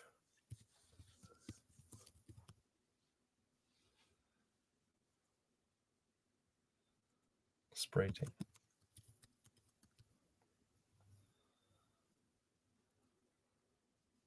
No, won't allow that either. What the fuck, man? Fuck? None of these are bad words. Like what the hell? word bullet. They're just God. What's the point? Come on, Yes. Coca-Cola. Coca-Cola, you're gay. You're faking gay. Fuck you, Coca-Cola. Years ago telling all your fucking employees to be less white, and now this nonsense. Personalize your can with things that we say are okay. Yeah. Oh, try Merry Christmas. Well, let's try that. Yeah, Coca-Cola used to be the fucking Christmas company. It's literally the reason that Santa Claus is considered red and white today. Santa Claus wore brown furs. Yeah, it'll allow Merry Christmas. It'll allow Merry Christmas. Yeah, they fucking better. Exactly.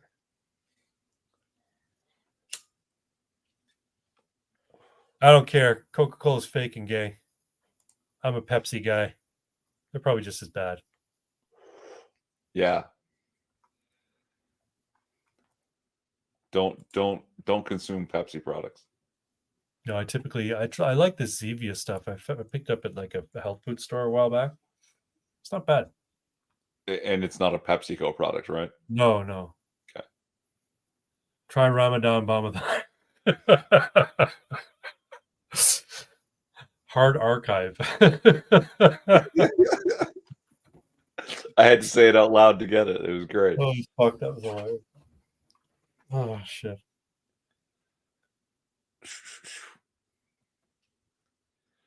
Oh, nice okay. to have, So, nice to have my desk back. I've not had a desk for the longest time. so here's something interesting. What's that? Well, it was interesting to me. So, okay, I was making those jokes about the mind meme where the brain is small and not lit up, and then it's brighter, and then Yeah. it's And it's bright, and then it's like super laser sticking out of everywhere. Yeah, And it's like when you're a kid, Santa Claus is real, and then Santa Claus isn't real, right? And it's Santa Claus is like we're Santa Claus, and it's like Santa Claus is real, and he uses us as a delivery system for gifts, right? And the thing Yeah. is, when you think about it, that's sort of true. And children they have to understand Santa Claus literally and not seriously. But when you're an Right. adult, you understand Santa Claus seriously, but not literally. Now, Right. they say this about Donald Trump, that his opponents take him literally, but not seriously. And his supporters take him seriously, but not literally. So Exactly. basically, Donald Trump is political Santa Claus. That's a good way of looking at it. Yeah, it's true. The red and white colors for Christmas come from the mushroom Amanita muscaria, not Coke. So I've heard this before, They put- except for they put hundreds of that in- years, he was dressed in regular furs. He was just always in brown furs and black leather boots, and now it's the Coca-Cola campaign that made the suit red and white. Like this wasn't until I think the 50s, right? Maybe. Yeah, sometimes he'd actually be dressed in gray and silver because he was associated with Odin. Christmas, winter. Oh, winter too. Yeah. But yeah, Who knows? But maybe Saint Nicholas was a red and white type of character. Saint Nicholas and Santa Claus are like one and the same, so to speak, right? And also apparently Wenceslas, like like all these things got merged together into a larger myth, right? Yeah. Yeah. Interesting. Yeah. Wenceslas is one of my favorite Christmas carols. Good King Wenceslas looked out on the feast of Stephen, something. I know it all, don't worry. Sweet and crisp and even. Agios Nicholas, Saint Nick in Greece has always worn red and white. Well, there you go. Oh. Interesting.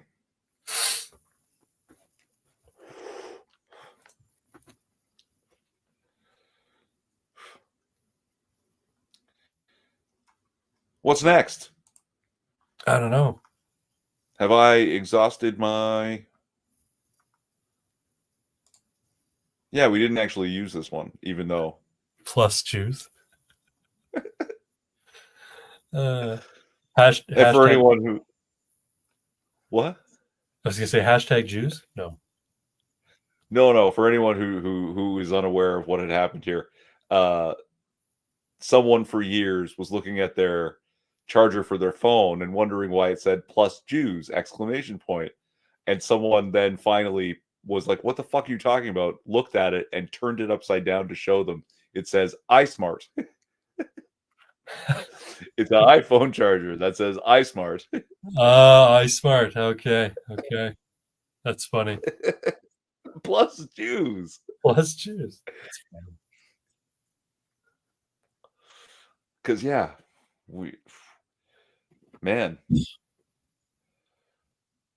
wonder sometimes. So what has Israel been up to besides getting Nasrallah? Blowing up pagers. Yeah. Apparently Netanyahu was in America. I think it was in the General Assembly in New York. And after Nasrallah was targeted and killed, he flew right back. I guess he doesn't want to be on foreign soil if some shit goes down, right? He's also probably he'd be a target in the United States and doesn't have the same sort of protection as he would in Israel. So yeah. Not just from like actual Hezbollah actors, but from fucking idiots in universities. yeah, exactly. Like what's really funny is how much the Middle East is actually celebrating the death of this one man. Yeah. Apparently he was kind of a big deal, and they got him.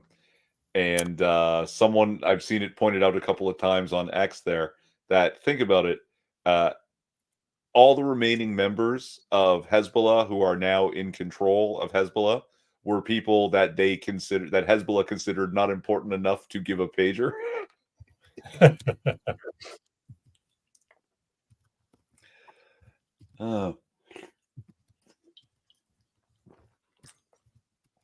And like, this is just so funny because here I am going, stop making me side with Jews. Exactly. What do the Jews do? That's pretty cool. Yeah, Netanyahu's like, he's approaching Putin levels of based. I want to show something here. I want to share something. Yeah.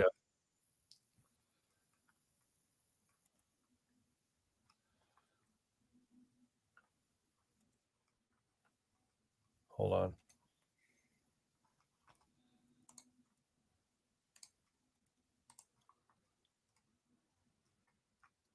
Have you heard about this?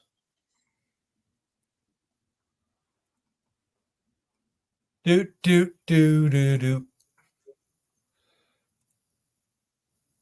Here we go. Currently, this is a private property. I want to go into the restroom. I do need you to leave. I know Israel loves taking private property and saying it's their own, but we gotta head. You're not going to let me You're go also into the misgendering them, restroom? so I need you to leave. We have another No, I restroom. want to use this one. They're not letting you. All you We want don't- to get is a video Other of it saying pattern- that Zionism is Why are you afraid? If you anti-Semitism, agree because it with is. it, why are you afraid that I will take a picture of Oh, it? Why are you please. afraid? I'm not afraid of it. Zionist- Then why are you My not letting problem me is in? because this is what you're Yeah, doing. yeah, Please. yeah. Free Palestine. Now, Free please leave. Palestine. It's always. Please leave. Thank you. It's always. Yeah, great. We love it.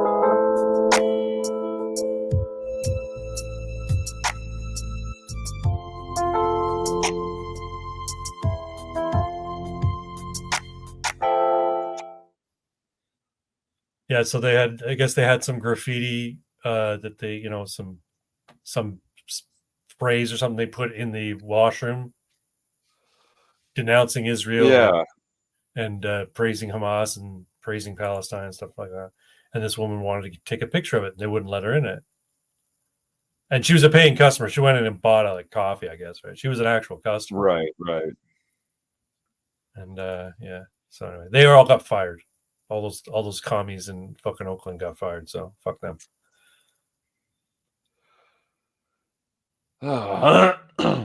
Strange days. It's getting interesting. This is like the monster they I don't know. created I is don't know if growing we've hit beyond their control. I don't know if we're at the point of weak men have created hard times, or we're still in the type of weak men creating hard times. Like, are we about to see hard times creating strong men? Are we in that point right now, or maybe. I mean, are things going to get harder before the strong men arise? Or do you think we're at the point where the strong men are finally standing up? They're starting. They're starting, and it's starting with making themselves heard and not giving a shit about what people think about it, like crying for mass deportations, voting for the AFD. Even Sweden is doing it in being a called way. Being called racist and saying thank you for noticing. It's Sweden's pussified way of here's $35,000, get out. Yeah. Right. as long as they, can hold it there and actually protect the border and not let people come back trying to get another $35,000. Well, I mean, you got Trump, Yeah, the like, crazy okay, guy, so had to say it, but things are going to get much worse before strongmen emerge. Yeah. I mean, things will get worse. But at what point yeah, will it be like, will we be able to see that things are turning a corner? I think the fact that Viktor Orban is being called out by Donald Trump as being a strong leader, praising his policies, and how the yeah. people from, and the leaders of what do you call it, Poland and Hungary are basically saying, no, fuck you, we're not taking these mass populations of foreigners. Poland is for Polish people, Hungary is for Hungarians, and George Soros should be, drawn and quartered. If he ever sets foot back in Hungary, he'll go to prison for life. Yeah. But I mean, there are still places where it is trending the wrong direction. Like Poland for a while was very, Yeah. very much like you're saying, but apparently they've now got a pro-immigration leader who's, Yeah. How long do you think that'll last? How long do you think that'll last? I don't know, but so does Japan. They got a And it's pro-immigration not person even in Japan. for the first time in basically in their history. And yeah, they're literally 98% Japanese and already running into huge fucking problems. Yeah. Well, but they're a culture that's very what's the word? They're very rigid in their beliefs and in their traditions, right? So when people fucking break it, it's a real fucking problem. Yeah. They're not cosmopolitan in the slightest. They don't have a cosmopolitan, ethic or even tendency, even among the young people who you think would be more, more liberal in that sense. They're not. Yeah, by and large, but it's making a fucking mess. Mhm. And it's you know, Japan of all bloody places. Uh they still have things to lose at the moment, says Pox to Ajax. Soros has just bought 250 radio stations in the U.S. He's going to be in charge of the stations that syndicate Glenn Beck and Hannity's show. Yeah, so this is the kind of purchase that the FCC should have said outright, No. absolutely no, of course not. That's ridiculous. And instead, they got paid. So, you know, Yeah. Well, yeah, now, so I guess the idea is those stations are going to stop running Glenn Beck and Hannity, or they're going to start running them at terrible times or doing shit to their broadcasts. Is that the idea? yeah, probably. Yeah. You know what? Like, I don't know. I think it's too little, too late for the United States. I think people have. I mean, there's still lots of fucking normies who are asleep, but I think the people who are engaged are fully aware at this point of the horse shit and the shenanigans coming from the communists. And yeah, I don't know. Well, yeah, I'm hopeful that it'll be a situation where it's too big to rig, as they say. I've been having this kind of conversation with someone who has just recently started to pay attention, Yeah. and they're freaking out like they're just telling lies. People are going to believe it, and everyone's going to vote for Kamala. It's like, hold, calm down. You woke up, right? Yeah.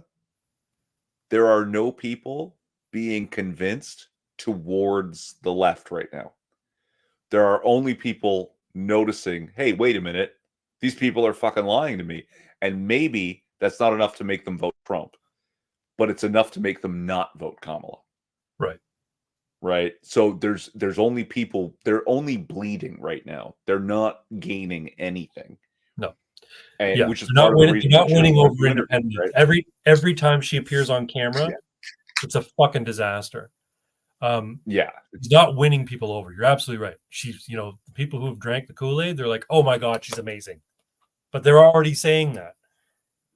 And they make Yeah. excuses for her and they carry water for her. But the traditional media, they don't have the power that they once did. When you got guys like Tim Pool who are drawing more eyes than CNN in their prime time, Yeah. then you know.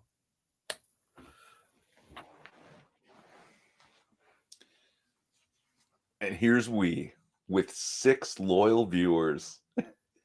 Oh, is that how many? Very people nice. Thank you guys. Thank you.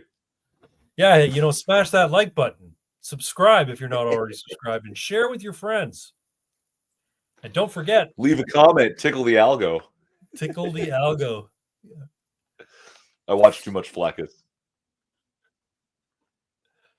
Raw dog that like button. Raw dog. I love Fleckus. Fleckus just got fucking shown on goddamn Joe Rogan, eh?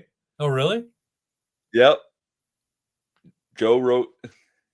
Turn off that pesky ad ad. block. There's no ads on this fucking channel. You don't have enough subscribers for ads. This will never be fucking monetized. Jesus. No. Though your stuff, even if it's unmonetized, can appear with ads in it. Yeah, they just don't give me that any right, of and you don't get any of it. YouTube gets it all. Fucking thieves. Yeah, they really are. But hey, we get a free platform to spout our nonsense. We get a free corner into which we are shoved forever. That's right. We're fucking old men yelling at clouds. Welcome to the rabbit hole. This is the bottom of the rabbit hole. That's right. It's where all the shit, little pellets of shit, collect. Oh well. I got a joke. You want to hear a joke? Sure. All right, here we go. So this old lady, right? She goes into a grocery store, Green Grocers, and walks up to a young man who's like putting fucking grapefruit on the display. She says, "Young man, I'm looking for broccoli." And he says, "Oh, I'm sorry, ma'am. We're fresh out of broccoli. There'll be more in tomorrow." And she wanders off and is looking around some more. She comes back. She says, "Young man, I can't find any broccoli. Do you have any broccoli?" He says, "No, ma'am. I told you we don't have any broccoli. We're all sold out of broccoli. We're fresh out of broccoli. We'll have more tomorrow." She says, "Oh, come on. You must have some broccoli." And he's like, "Ma'am, can you spell cat as in catastrophic?" Oh, she says, "Sure, CAT. Ma'am, can you spell dog as in dogmatic?" "Well, of course, DOG. And ma'am, can you spell fuck as in broccoli?" She goes, "There's no fucking broccoli. That's what I've been trying to tell you, ma'am."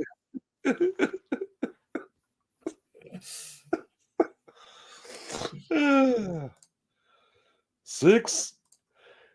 Hey, 6. So I don't have a joke, but I have a strange story. Go for it. All right. Yeah. Irving Twin, raconteur. So there's a sparrow who's very late for flying south. Okay. And the winter has come, there's a chill in the air, the snow is falling, and he tries to fly south, but it's late, it's too late. His wings are icing, he's freezing, he can't stay in the air, he falls out of the sky right through the window of a barn. Boom. Right? And he's there frozen in ice, he's certain he's going to die. And the cow in the barn just sort of mills over top of him and drops a huge load of manure. Okay. Now the manure is very warm and starts to thaw the ice. And suddenly the sparrow is freed from his ice cage. He's warm and toasty. Oh, thank God I've survived. And he starts to sing about it. Right? Cat hears him tweeting, comes over to inspect, digs through the manure and finds the sparrow, eats him up. This may sound like this story has no lessons, but there are 3. Not everyone who shits on you is your enemy. Not everyone who pulls you out of shit is your friend. And if you find yourself happy and warm, but in a pile of shit, just keep your fucking mouth shut. It's true. Yeah. Also, there's another lesson. Plan ahead and fly south at an earlier date so you don't wind up in that situation at all. It's not quite as poetic, but it's an important lesson. Don't wait Yeah, till the yeah. last minute to do what you need to do. It's true. It's true. I am a bad procrastinator. Are you a procrastinator, Mr. Twin, or you get your ducks in a row and get shit sorted out when it needs to get sorted out? There are areas in which I procrastinate. Yeah, Yeah. for sure. Yeah. But I other areas in which I'm very strict and scheduled. Yeah. So I procrastinate on just about everything, especially things that are important to me. For some reason, I always I got plenty of time to deal with it. So, for instance, I had to finish my costume for Canada Man for Comic-Con, right? There were things I wanted to Mhm. get done, things I want to take care of, right? All last week, I'm I'm doing little things here and there, but not putting in a what do you call it? A lot of focused effort on it. I'm doing a little bit here, and then I can do more tomorrow. I can do, and so wouldn't you know it, Thursday, Friday comes around, Comic-Con's the next day, and I'm still doing the finishing touches on my fucking costume. I'm like, why did I do this? And of course, because I did that, it doesn't turn out as good as I'd like it to. But at the end of the day, it ended up looking all right. But I still want to improve it. So the next iteration is going to be better. So the mask mainly, the mask I'm gonna fix. well, maybe. I mean, you might put it off till last minute, and yeah, right. yeah, right. Some people do work better under pressure, right? So they actually like to put it off to a little too tight, so they Yeah, have to work hard and stay laser focused, and it works for them. And yeah, from time to time, it works for me. But mostly, yeah, no. I find what I find that I need basically I need the pressure and I need to be thinking about it a lot before I actually sit down and execute. I think that's my issue, right? So I know what needs to get done, but in terms of thinking about the steps and how I'm going to approach it, I need to put a lot of time into that before I actually sit down and do it. So that when I do sit down and do it, I'm not scrambling going, oh, where did I put that thing? Right. Or what do I need? Oh, I forgot I need to do this first. Or, you know what I mean? So Yeah, I have to ruminate on things before I actually sit down and do them. yeah. Like, I mean, well, I firmly believe, and I have, enough evidence from my own life that taking the time to plan saves time long term, Yeah. right? Like, I've had this discussion middle of the job where people are like, no time for the meeting, just get everyone to work. No, we're having the meeting. I'm having the meeting. You don't have to have it. Because the time I take, the 5 minutes I take now to communicate to the people just coming in, this is what's happening. This is what I need you to do, right? I'll be here and there, whatever. Suddenly, everything goes right. Where if I don't take that 5 minutes, all kinds of little things are going to go wrong unpredictably, and I'm not going to know where the fire is, Yep. right? So it's actually better to plan it out, even if that means you have to take a whole day for a project that should take you 3 or 4 hours. Mhm. Because now it's only going to take you 3 or 4 hours instead of, oops, I fucked it up in the third hour, and now it's going to take me 3 more, right? Like, Right. yeah, it's just a hassle that you don't need, and planning ultimately saves time in the project. I'm also an idea guy. So I come up with I see something and I come up with ideas for how to fix it or ideas for new things, new products or new approaches to things. And I spend a lot of time thinking about those and then they never what do you call it? Come to fruition. They're more like, I got this idea for this cool thing and I'll think about it and I'll talk to people about it and I'll think about all the little details of it, but I never actually bring it into existence, Mm.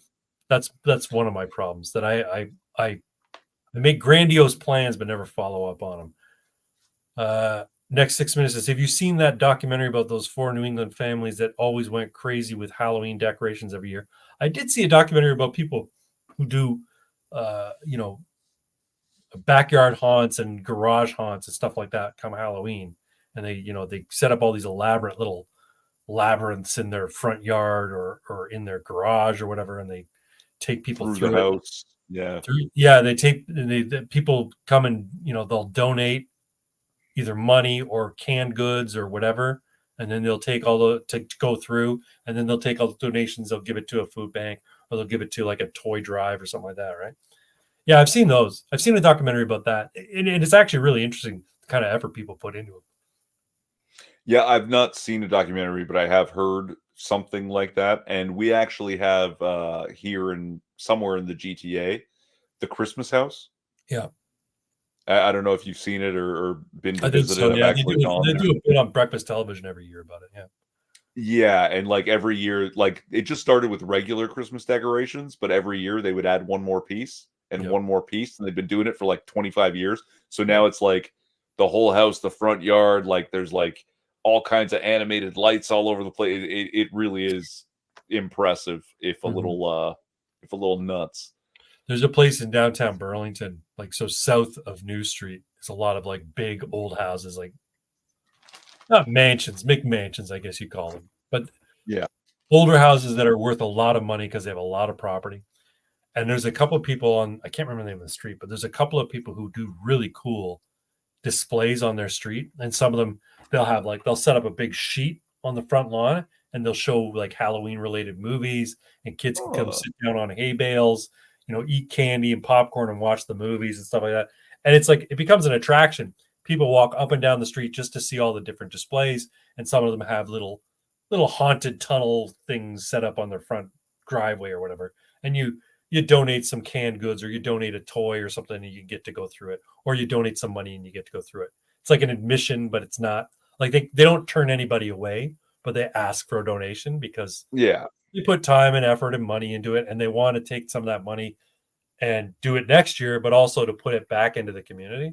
So yeah, it's pretty good. One time I dressed up as Cyclops from X-Men, Melina dressed as Rogue, my buddy dressed as Wolverine, and his wife dressed as Jean Grey. And our costumes look really good. I did 2 costumes that year. I did the classic Chris Claremont blue and yellow spandex Wolverine or our Cyclops, right? And I did that for the daytime. And I'm like, I'm going out at night. I don't want to wear spandex at night where it's fucking cold. So October 31st gets cold. So I made one that was the Grant Morrison black and yellow leather Cyclops. I got a cheap leather jacket from Value Village, and I got some yellow duct tape, and I made a big X across it. And then I had blacks, sort of like, they look like leather pants, but they're more like K-way pants. And then I put little affectations on like the zippers and stuff that had the X-Men logo on it and stuff like that. And I got those safety goggles, those safety wraps, and I spray painted red with a red or yellow with a red slit. So I look legit like fucking Scott Summers Cyclops. I think I have a photo of it somewhere. Nice. Yeah. Yeah. I was Gambit at Fan Expo. That's pretty cool. When Fan Expo? Which Fan Expo? Oh God, 10 years ago maybe. Yeah, I'm gonna go next year as Canada Man to Fan Expo. Hamilton Comic Con was fun, but it's too small. Like we were done in there in like an hour and a half. Fan Expo is huge now, and it's like, and by huge I also mean like packed. Like it's actually really hard to get around. Yeah, they need to lay it out better. I remember when I used to work it, because I used to work for a comic book store. We used to go there every year and set up our booth and stuff and sell shit. And they always crammed tons of fucking vendors in there, and it became very difficult to like move around. You're right. They need to do it better. But the guy who runs it, he's got to be a multi-millionaire now because he does these things. He wants to make as much money as he can, so he'll pack in as many fucking vendors as he can, But no, I want to go because I haven't been in over 10 years, and I'd like to go, and I'd like to go in costume because I like the attention that I got as Canada Man when I was at Hamilton Comic Con. It's pretty cool. People go, "Can I take a picture with you?" I'm like, "Yeah." Nobody knows who I was, because like I'm not Captain Canuck. I look like a red and white Canadian themed Batman. because it's black cowl, black boots, black gloves, and then red and white costume, right? But yeah, no, people were still like, I want to can I take your picture? Some people call me Captain Canuck. Some people call me Captain Canada. Oh, that's cool. You got to fucking meet Stan Lee? Yeah. So before they said, okay, Stan's tired, no more shaking hands, I shook his fucking hand. Nice. He's got it because he was signing like thousands of autographs, right? Of course, yeah. Yeah, and those are the comics I got signed the day before, I think. That's pretty cool, man. That's a cool costume.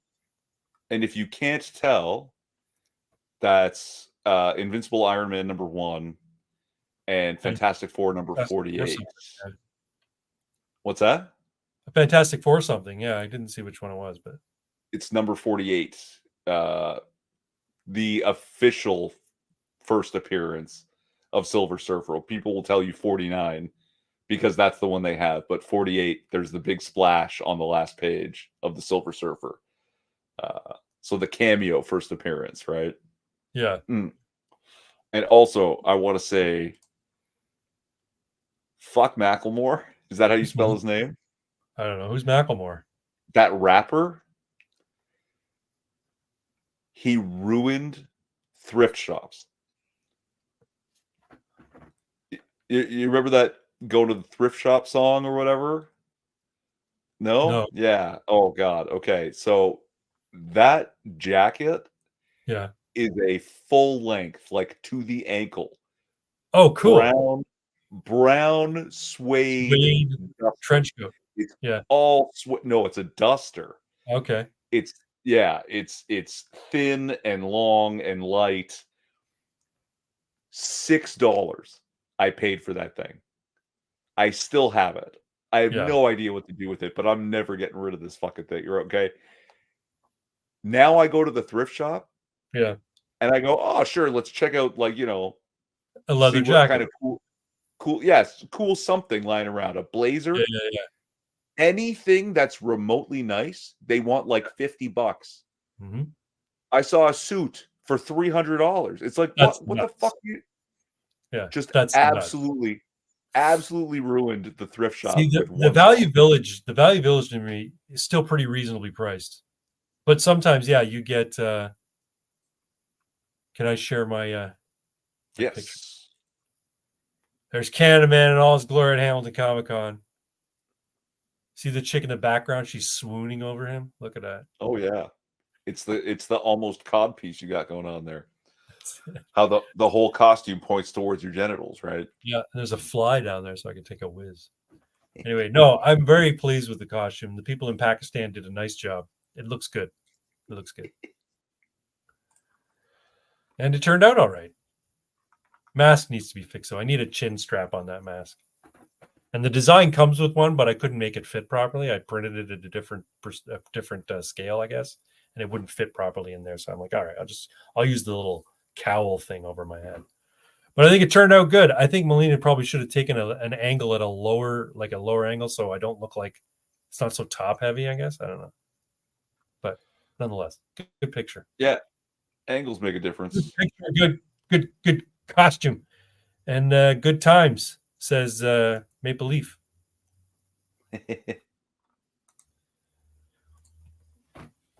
Good times. Is that a Diagolon shield, or looks like a shield with a Diagolon on it? Yeah, it is. It is indeed.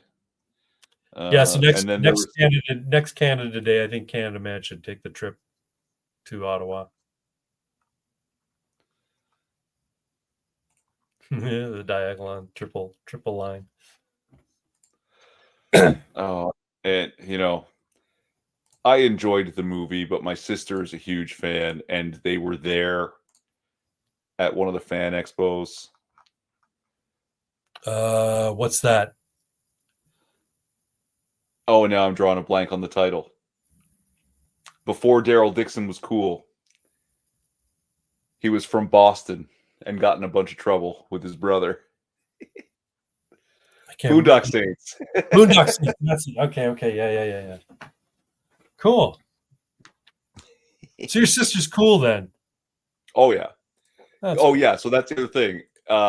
All in our 30s and 40s is when my sisters and I started going to Fan Expo, Yeah. and we went like 4 years running. Yeah. I used to go to Fan Expo because, like I said, I worked at a comic book store. And the boss would always go there. He'd get like a huge booth, like huge booth. He'd buy tons of tables, like 10 tables just to fucking sell his shit. And I thought he was going to be at Hamilton Comic Con this year, but he wasn't. I didn't see him. Oh, I hope he's okay. I'm sure he is. He's got a bunch of stores. He probably just looked at Hamilton Comic Con, saw the attendance, and is like, I'm not going to make any money at it. What's the point? You got to pick. You got to pick where you want to, put your efforts. Right. True. For him, I mean, it was always Fan Expo and Anime North were his big shows that he would do.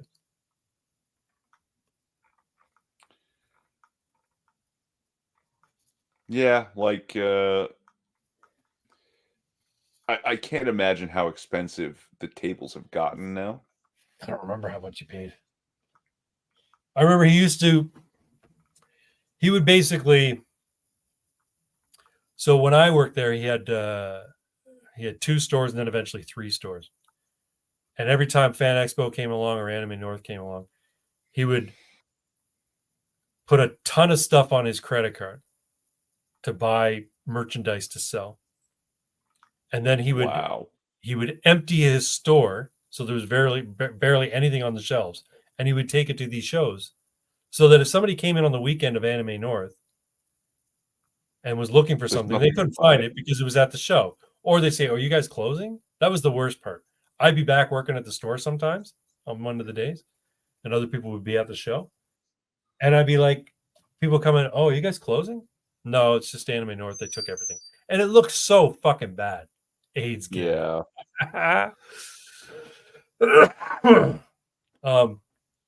So yeah, he would go into debt, like deep debt, just to do these shows. And then he'd come back, he'd make a ton of money, obviously. But then he'd just go pay off his fucking credit card. I'm like, why do you put everything on your credit card? It's just easier. Yeah, but you've got distributors who are willing to offer you terms. Why wouldn't you take the terms? Buy this stuff and save 25% if you pay within 30 days. Like, why wouldn't you do that? It's not worth it. I'm like, that doesn't make sense. So you go into debt. You don't make if you can't pay off the balance when you're done, you pay interest at 20% on whatever it is you originally used. And this is the thing, he didn't realize this. I just found out that if you put, say, 60,000 on your credit card and you pay off all but like 10,000 of it, they charge you interest on the whole 60,000. I'm like, yeah. I'm like, you've been in business how fucking long and you didn't realize this? And you've been using your credit card the entire fucking time and you didn't realize this? That's why I'm like, why don't you take the terms that they give you? Like, you know that you're going to be ordering X number of dollars worth of magic cards every fucking week, right? And you know you can practically budget for it. You know you're going to get a return on those magic cards every week of a certain amount. So you know you can pay for it. Why don't you take their terms from Grosvenor Sports Cards, where they give you, 10% off if you pay within 30 days and whatever, or 60 days, or whatever, and save that extra money, get that profit, and then just pay it off instead of putting it on your fucking credit card. It makes no sense to me. That's what I like. He's like, it's just easier. Okay, man, it's your fucking business. I mean, he did very well. He made lots of money, but I'm just thinking he probably could have made a ton more if he did things slightly a little bit different, Yeah. Six's goal is to someday sign copies of his books at Alamo City Comic Con. Yeah, good on you, man. That would be cool. Yeah. That'll be my reason to finally drive to Texas. Just to go to the con and get my book signed. Why wouldn't you fly to Texas? Because I want to drive. Okay, that's fine. I actually also have this idea that I want to drive to Vegas, but I want to drive to Vegas from Toronto in the dead of winter. so that I can watch basically the seasons change all my way into the desert. Yeah, why not? Okay, we gotta share something from a Suno creator who will remain nameless. Uh-oh. Oh my God, did he already write AIDS Gambit? No.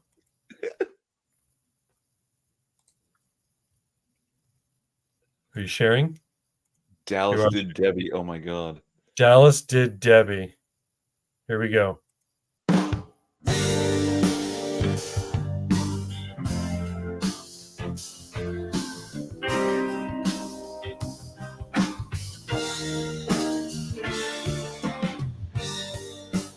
On the glow of a flickering light, moon shines burning, everything feels right. The office is empty, just me and my rage. Tonight's the night I'll turn the page. In a drunken haze, I'm taking my stand on my boss's desk, Debbie in hand. Moonshine fury, can't hold it back. Just a wild heart on a reckless track. Got my essay on that plastic face. Debbie's the muse in this wild space. The clock ticks loudly, but I don't care. In this moment, it's a wild affair. In a drunken haze, I'm taking my stand on my boss's desk with Debbie in hand. Moonshine fury, can't hold it back. Just a wild heart on a reckless track. The world spins fast, but I'm lost in the night. Fueled by the fire, ready for the fight. Tomorrow's regrets can't wait in line. Tonight I'm living, crossing the line. In a drunken haze, I'm taking my stand on my boss's desk with Debbie in hand. Moonshine fury, can't hold it back. Just a wild heart on a reckless track.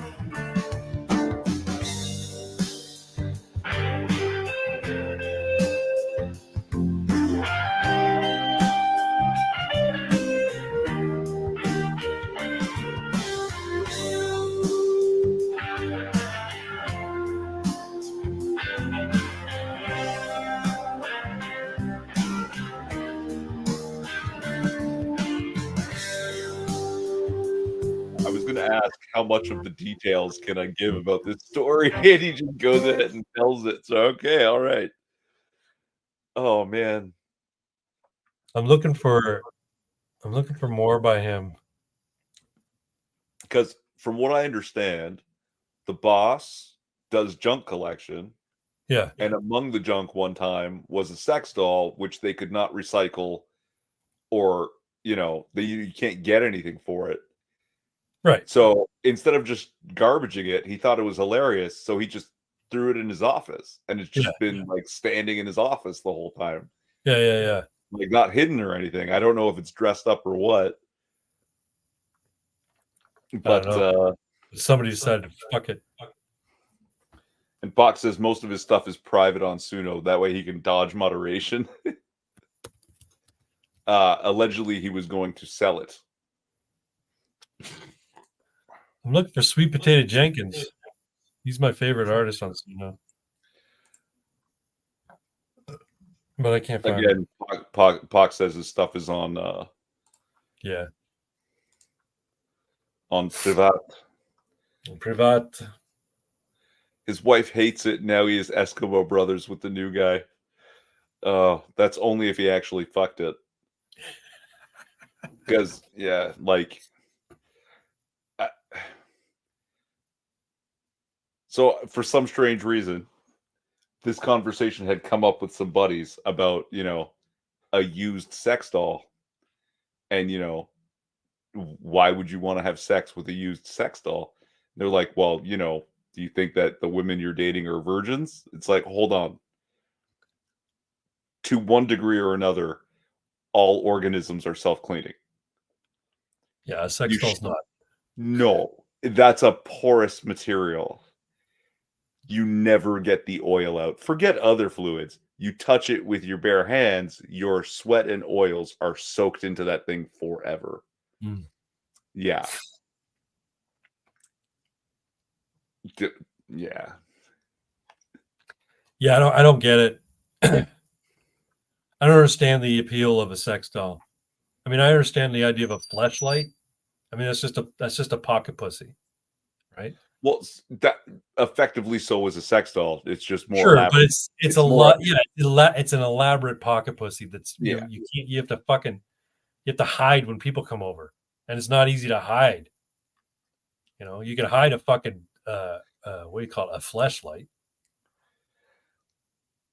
So they make nondescript pieces of furniture. It looks like a bench that you seat up against a wall, right? Okay. And you can't tell that it opens and it has a cavity inside in which you can Keep fit your a whole sex sex doll. Yeah. That's awesome. That's hilarious. So you could sell sex dolls and then sell the nondescript furniture to store your sex doll. You can do such a thing, yeah. Wow, people are making a fortune as furniture sellers and sex doll sellers. Or you tell people you're a musician and you just keep it in the black flight case. The black flight case. Yeah, like where you would put your, stand-up bass. Oh, I see. Yeah. Yeah, there you go. You just hope they don't go, oh, fucking cool. I play bass too. Can I see yours? No.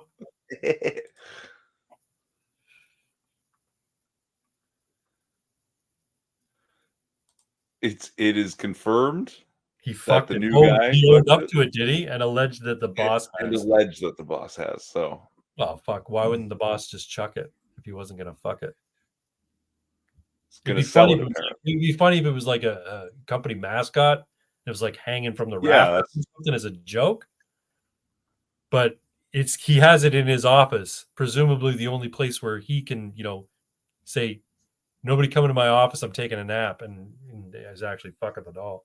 One of the most hideous things I ever had to handle at work was a black lawn garbage bag full of some lady's old sex toys. Oh my god. Full. Full. Wow.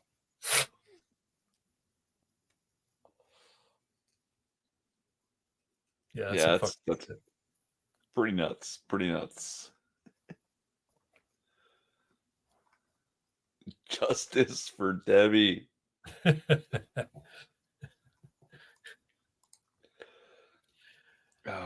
thinking of that movie Mannequin with Kim Cattrall. You remember that movie from the 80s? Only vaguely. She's like a I don't know, some fucking ancient Egyptian god that gets trapped in a fucking mannequin or something.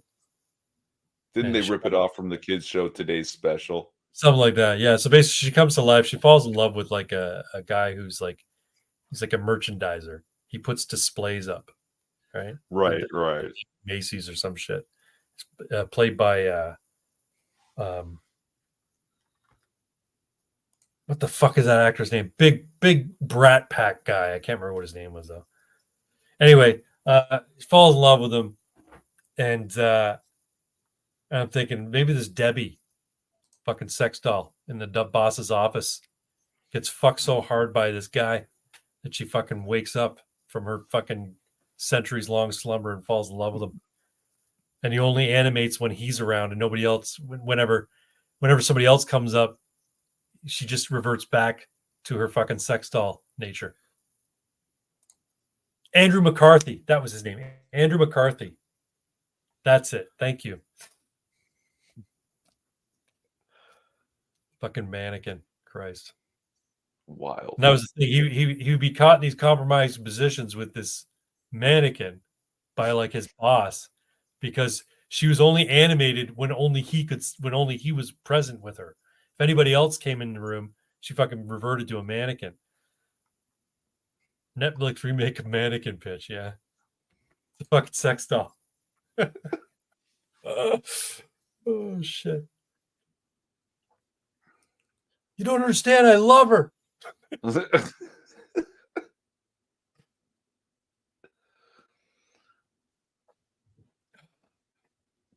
Terrible. It is terrible. Well, sir. Yeah. It's your stream. I don't know how long you want to go tonight. No. We're good. We covered the topics, told some jokes, heard some wild stories. Sure did. Listen to some great music. Weird Rock 119. I'm tired. Yeah. I'm gonna do some crafting tomorrow. Won't that be Crafting? fun? Yeah. Well, so I told you I'm going up to Guelph to run a D&D game, the Deathbringer D&D game. Yeah, Anyway, yeah. I've been like voraciously watching dungeon craft videos, and I've decided, okay, I'm going to make some fucking crafts for terrain and stuff, and I'm going to take it up with me so that when we play, we've got some terrain, we've got some props and shit. So I'm going to work on that tomorrow. It's part of the reason why I put my computer back on my desk so I can work on designing props and printing them out and stuff like that. Yeah, nice. Good times. I like playing RPG games in person. That's just the thing. I prefer It is. Yeah. Craig's Crafts, fuck yeah, says Six. Yeah, I should have a channel called Craig Crafts. That's a whole channel, yeah. I make crafts, but I fucking swear the entire time, and I'm high. And at the end, they're all terrible. Yeah, they're all.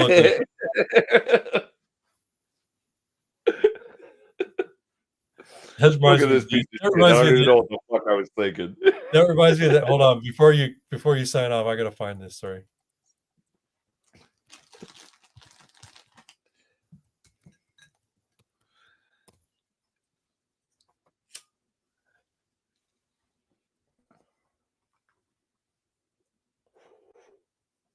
All right, I gotta share this, man. Is it how to roll your own with your mitts on? No. You ever watched SCTV? A little bit. Back in the day? This was one of the fucking funniest things, man. It's not how to roll your own with your mitts on, though? No. Okay. It's time again for Crazy Crafts with Molly Earl. Hello, I'm Molly Earl. Welcome back to Crazy Crafts. I'm going to be up front with you today. I'm going to put the cards on the table. I'm a little hungover. I've been a little depressed. I've been a little down. So last night I said to myself, Molly, go out, have yourself a lovely drink. So I did. I'm just that kind of a guy. Here's my boyfriend. This is Bob. I met him in the bar last night. Oh, yeah. Well, yeah. We're going to talk later a bit about the lovely artwork that Bob does. I told him he could be on the show, talk about his work. And he's here as an artist because I am an artist. And all these things around here, these aren't just bric-a-brac, whatever. These are pieces of art. Now, you want a mint, Bob? Sure. Here, hang on. I'll get you a lovely mint. There you go. Keep that up.